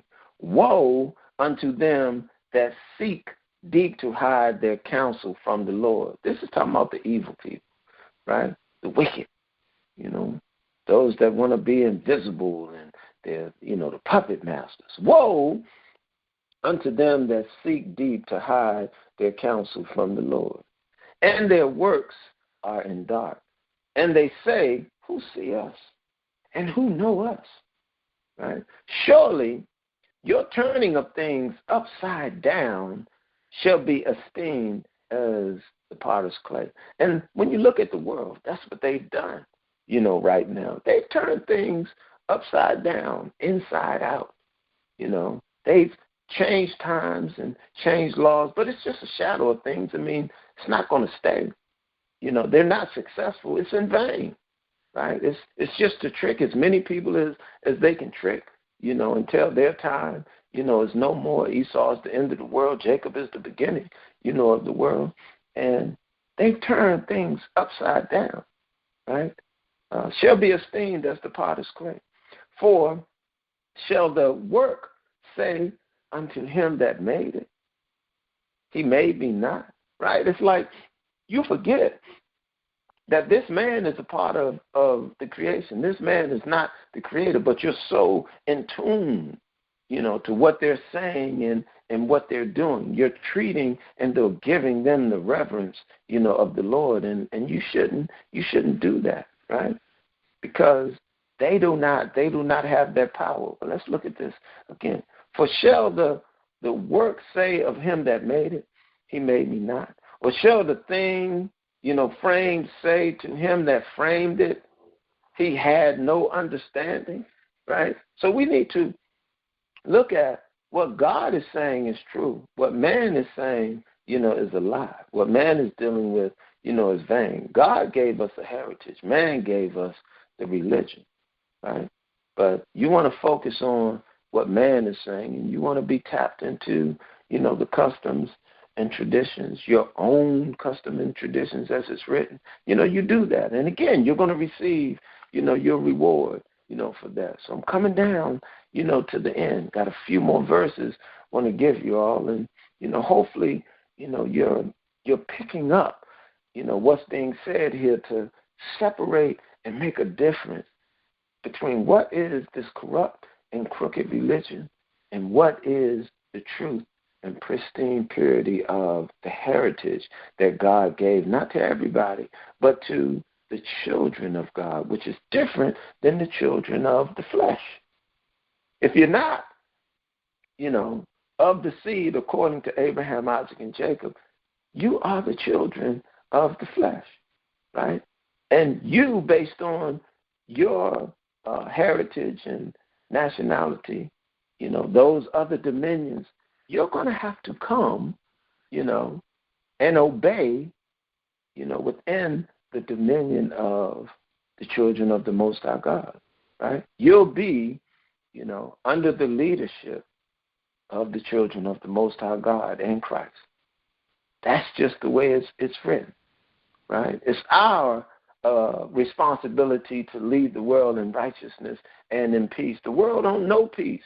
You don't know peace right now. Things are quiet, right here, in America at this point, but that's not peace because we have all of the other destruction, the plagues and everything that's going on around us, the sickness, the homelessness, the hungry, the mental illness. Those things, that's not peace, right? As Wisdom of Solomon say, that's the great war, of ignorance. Right, but let me take you to Ecclesiasticus 23 and 19. Ecclesiasticus 23 and 19. Such a man only fear the eyes of men, right? It's like what I'm talking about. You're tapped into, the ways of the world. You're tapped into your own traditions. You're tapped into the religion, and you fear, this man like he's God. You give him, that credit, right? You listen to him before you listen, to what God say. Like, you've suppressed the commandments of God, that you uplift the laws of this man and you roll in the customs and the traditions of America. That's just the way it is. To where I'm coming to you and I'm talking to you about this heritage, to where you're rejecting it. Most of you are rejecting it because it's not coming from their institution. It's not coming from within their policies. It's not a part of their education. So it's hard for you, to hear it. That's how you know they got their hooks in you. And you fear man and you subscribe to your own traditions. It's already written. Isaiah prophesied, about you. You serve God with your lips, not according to how God say that you should serve him. Right? And this only applies, to the children of God. This don't apply to everybody. Right? But look at Ecclesiastes 23:19. Such a man only fear the eyes of men, and know not that the eyes of the Lord are 10,000 times brighter than the sun, beholding all the ways of men and considering the most secret parts. See, that goes back to when he was talking also about them, how they try to hide, and say nobody can see us. Well, God see you. God allow for you to do, what you do. This is all a part of his grand scheme, to come in and show that he is God and to show that you're nothing, to show you're a part of the creation. You're a part of the creation that he really cares nothing about. He's going to destroy you. All right, look at Matthew 10:27. What I tell you in darkness, that you speak in light. See, in darkness right now, that is the state, of the world, is we're in the field, right now. We're in the world, all right? There's darkness all around me. Talking to you of the religion, that's darkness. I'm trying to bring you, into the light, all right? He said, what I tell you, in darkness, that ye speak in light. And whatever ye hear in the ear, that ye preach upon the housetop. That's what it is right now, is I must come, to my people and show my people the error, of their ways, that we can come, into the light, and that we can come back to our heritage, and we can get out of the traditions, of these men, and we can respect the Lord our God and what he's put out here for us, and we can raise ourselves up from this low state, that we can become the rulers over the dominion, to where all other nations of people, will be in service to us. That's what's written. Not that God loves everybody and it's going to be one big party. That's the lie that religion continues, to tell. That's what the pastor teach and say, because they benefit, from this. It's a job, to them. They're focused on the money. So they give you the traditions of men. They give it to you as it was taught, to them. They went into the institution, of the beast, okay? I didn't go to the institution. God made me a preacher. Right? God lift me up. God put this word in my mouth that I may speak, to my people, that I may speak to the children, of God, that I may talk to the children of Israel, those of us from the seed of Abraham, Isaac, and Jacob. I know, we've all been told, that we're nothing, or felt like we're nothing, or felt like this is just what it's going to be. But it's not true. What's going to be is that we're going to rule the earth. We're going to rule the world. But we got to get ourselves back in line according to our heritage, not this religion, right? Matthew 10:27. What I tell you in darkness, that ye speak in light, and what ye hear in the ear, that ye preach upon the housetop. And fear not them which kill the body, but are not able to kill the soul, but rather fear him which is able to destroy both soul and body in hell. This is what we're talking about. See, right now, we haven't been tried. But when you get into this history and you look at the book of Maccabees and you see how they tortured us, at one point in time, the things that they did, to us, you'll come to understand as we get closer and closer, to coming up out, of this bondage, that they have us in, or as we get to coming up out of the land of our captivity, because some of you want to believe we're not in captivity no more. You want to believe that, we're free. Right? That's the illusion. As long as we're in the land of our captivity, we'll never be free. Right? But when we get back, to our land, Jerusalem, our home, our kingdom, Israel, when we get back to recover, all of our land, and I ain't talking about that parcel, that they call the state of Israel. But when we get back, to that, then, we'll have something, to look at. We'll have something, to celebrate. But they will torture, us as we get closer and closer to that. And you need to look at the history. And this is why I say, if you don't know the history, you're going to repeat it. You won't understand, what's happening. God said his judgments are like a ring. Like these things, it's going around. It's happening again. It's just, it's just different people, same energy, same writing, same God. It's just, a different time, right now. But this is happening, again. But he said, not to be worried about them that can hurt the body, because what they're going to do is they're going to use the tactics, within their evil to torture, and try to force us to denounce, our God. And when you read the history, you're going to see there was a whole lot of us, that's what they did. But God said, you got to endure, to the end. He said, don't worry about the man, that can kill the body, but are not able to kill the soul. He says, but rather fear him which is able to destroy both soul and body in hell. What that means is when this man comes and he's looking to torture and looking, to convince you to denounce God, it's like you'll have to endure. We'll have to hold on and live still according to the statutes, the commandments, not abandoning them to accept whatever laws or customs that they want to give us, but we'll have to live, for our heritage, even if that means they take our life, because in taking our life, we live.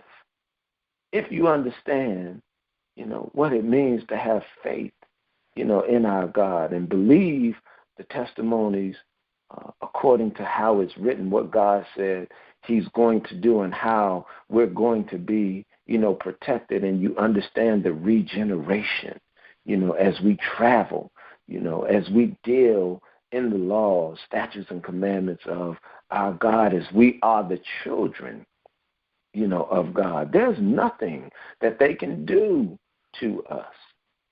Fear, him which is able to destroy both soul and body in hell. Don't fear man and all of his threats and, him torturing and, at that point getting you to denounce God because you can't take the pain, more. Unfortunately, this is going to happen. But right now we know nothing, about this because it's been quiet, in America. But I promise you, as it is written, as we get closer and closer, to that point in time, they're going to start rounding individuals up, and they're going to look to separate. Like, you say you believe in God and you're a part of this thing, it's going to test you. You're going to be proven.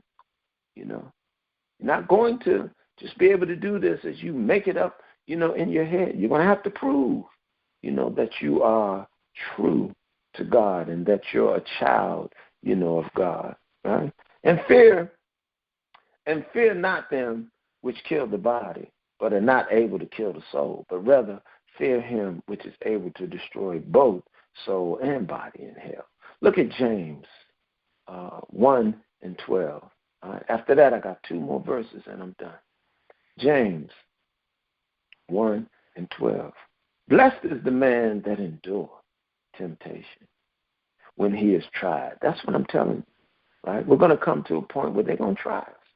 We hadn't felt it, just yet. But as you get closer to this truth, as you start separating yourself from the religion and you come, into the truth, and they see the migration, they see the droves of people that are coming, to the truth, and, we're denouncing the religion, and we're looking to stand in our heritage and be the nation of people that we are. See, we're not the nation of Islam. We're not Muslims. Muslims, that's Ishmael. That's the heritage of Ishmael. We don't have anything to do, with that.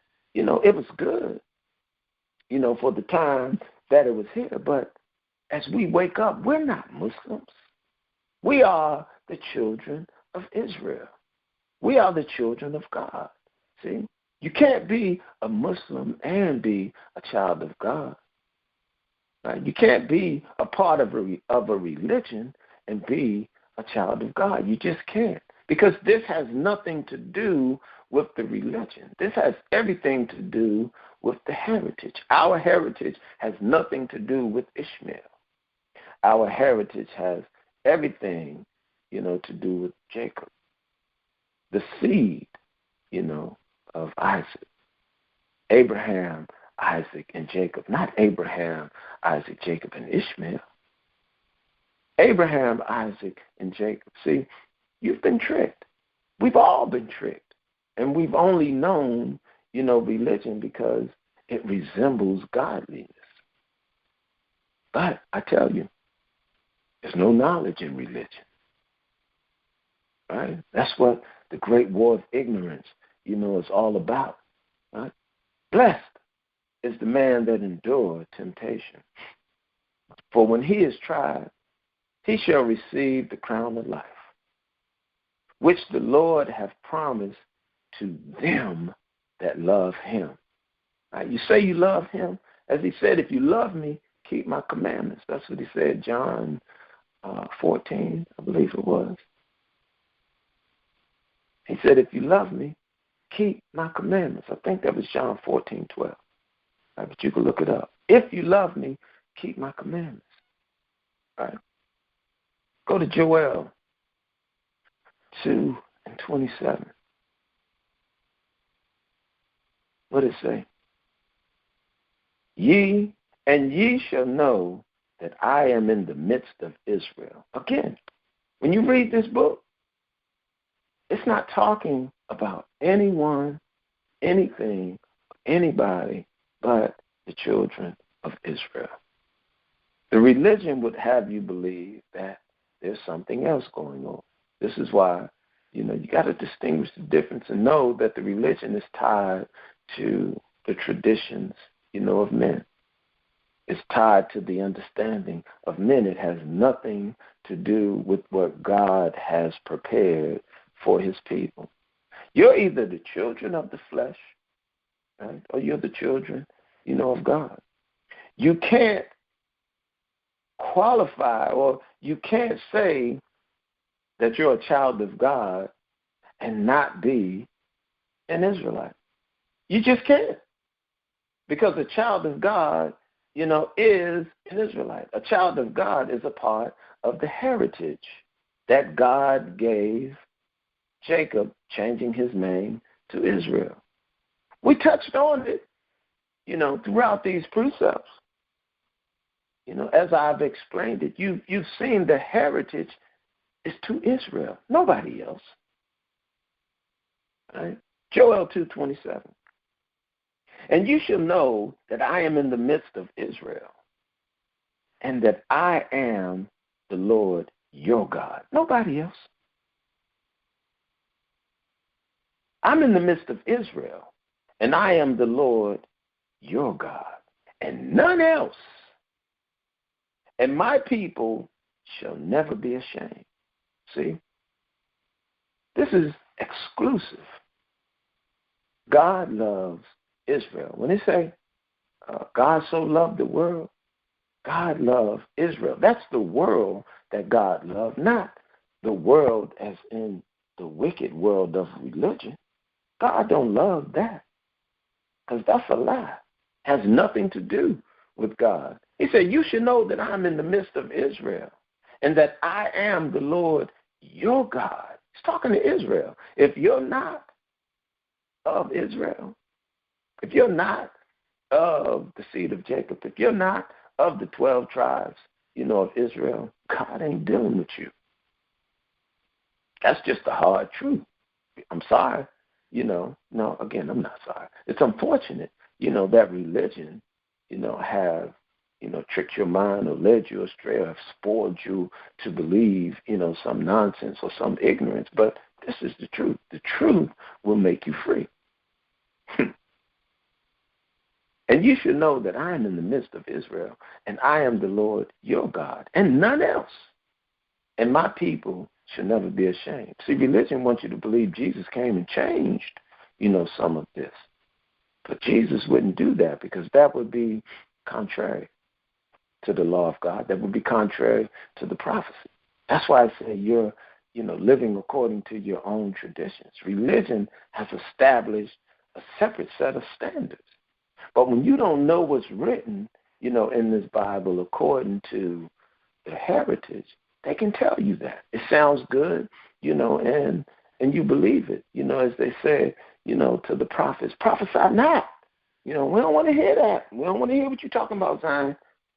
We don't want to hear what you're talking about, because, Jesus came and he fixed that. We can eat what we want to eat. We can do what we want to do. We can be homosexual. We can put on dress. As men, our women, we can wear pants. We could just do what we want to do. Can't nobody judge us. All that stuff is made up. All that stuff is a part of the religion that's centered around the traditions, of men. It has nothing to do, with the Most High God, our Lord. Has nothing to do with our heritage, right? I'm going to jump down from 27, Joel 2:27 to 32, and this is the last verse that I got for you, and then you can go on about your business and, until the next time. But Joel 2:32, it says, and it shall come to pass that whosoever, right there, it shall come to pass that whosoever, right? See, right there, in religion, they say, that's everybody. Whosoever shall call on the name of the Lord shall be delivered, right? But that whosoever, if you look back up at Joel 2:27, he said, I'm in the midst of Israel, right? That I am the Lord your God, none else, And my people shall never be ashamed. So when he says whosoever, he's talking about the children of Israel, the same ones that he said will be as the dust, of the earth, that he's the God, of all. He's talking about the children of Israel. He's talking about the kingdom, of Israel.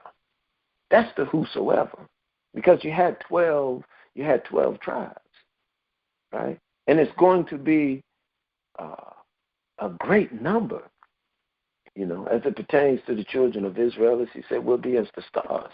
So when he says whosoever, he's talking about the children of the seed, not the children of the flesh. The children of the flesh don't get to call on the Lord, because we are the gods of the earth. They get to call on us. I know that sounds strange. I know that sounds hard, but you have to understand. That's the point. As it says, is it not written in your law that ye are gods? And if he's going to give us dominion, over the earth, and the other nations are going to come to us, they're not going to have access to the Father, our God. Right? God is giving us that dominion that we should be able to control and rule and handle things in his stead. Right? It shall come to pass that whosoever shall call on the name of the Lord shall be delivered. That's us coming up out of this oppression, right? Being delivered, from our enemy, coming out of the land of our captivity. For in the Mount Zion and in Jerusalem shall be deliverance. Right? It ain't talking about the whole world. They want you to believe in Christianity. As the Lord have said, and in the remnant of whom the Lord shall call. The Lord ain't called everybody. He only called the seed, of Jacob. Abraham, Isaac, and Jacob. That's the line. If you're not of the seed, it's okay. If you're African, just know what country, you come from and find the heritage according to, that country. Practice it. If you're of the seed of Ham, it's okay, right? But for those of us who know who we are, that we're of Shem, we're of Abraham, Isaac, and Jacob. We're the children of God. Nobody else can make that claim, you heard me? Nobody else gets to make that claim. We're the children of God. They are the children of the flesh. That pisses a lot of people off. But the truth is the truth. God got one favorite. As a creator, you can do that. If you've ever created anything in your life, you know what's happening here. You got a favorite. If you created anything in your life, it's like that's your favorite. All the rest of it, it can go in the trash. It can burn up. You'll give it away. You don't care about it. But you got one favorite. You're going to hold on to it. You cherish it. That's how God feels about the children of Israel. All the other people in the world, in the world, he said they are nothing. He said they are less than nothing. I know that hurt your feelings. But that's how God made it. Now, you mad at God? Or you mad at me? Because I tell you the truth, I'm your enemy now. Get over it. Right? And it shall come to pass that whosoever shall call on the name of the Lord shall be delivered. For in Mount Zion and in Jerusalem shall be deliverance. Unfortunately, religion, it corrupts your mind. It led you astray. As the Lord have said, and in the remnant of whom the Lord shall call. The Lord only called those of his children from the seed of Abraham, Isaac, and Jacob, not Ishmael, not anybody else. The dominion of the world, as we read, previously, is going to be with the children of Israel. We read that in Daniel 7:27. It said, and the kingdom and dominion, and the greatness of the kingdom under the whole heaven shall be given to the people of the saints of the Most High, whose kingdom is an everlasting kingdom, and all dominions, see, that's everybody else, shall serve and obey him. Right? That's the truth and what we're talking about as we look at Joel 2:27. Ye shall know that I am in the midst of Israel, that I am the Lord your God and none else, and my people shall not be ashamed. Jump down to 32. And it shall come to pass that whosoever, talking about the children of Israel, shall call on the name of the Lord shall be delivered, because we're the ones, that have been enslaved. We're the ones that are oppressed. We're the ones, that's on the bottom. That's what salvation, is about. Salvation is being delivered from the oppression. Nobody else, gets to make that claim. Right? This is all for the children, of God, not the children, of the flesh. Right? For in Mount Zion and in Jerusalem, that's our home. That's our land, not America. God bless Jerusalem, our homeland. God bless the children of Israel. Everybody else going to feel it. Everybody else going to get it. Right? And then after they get the ass whooping that God going to give them, then we going to come clean it up, pick up the pieces, and, rule the world in righteousness like it's supposed to be. But not until God come and tear it up. God got to come tear it up. God got to come show his hand that he is God, that everybody beyond a shadow of a doubt will know that he is God, and we are his people, and we will rule the world. Thank you all. All right, until the next time, I appreciate your time and you all, sitting through and listening. I know, it's long, but, it's worth it, right? So much is going on. This is worth it. Like I said, you spend so much time doing everything else, give God some time, So I thank you for having this time, with me here today. May the Most High bless the children of Israel. May the Most High bless the seed, of Jacob. Right? Shalom.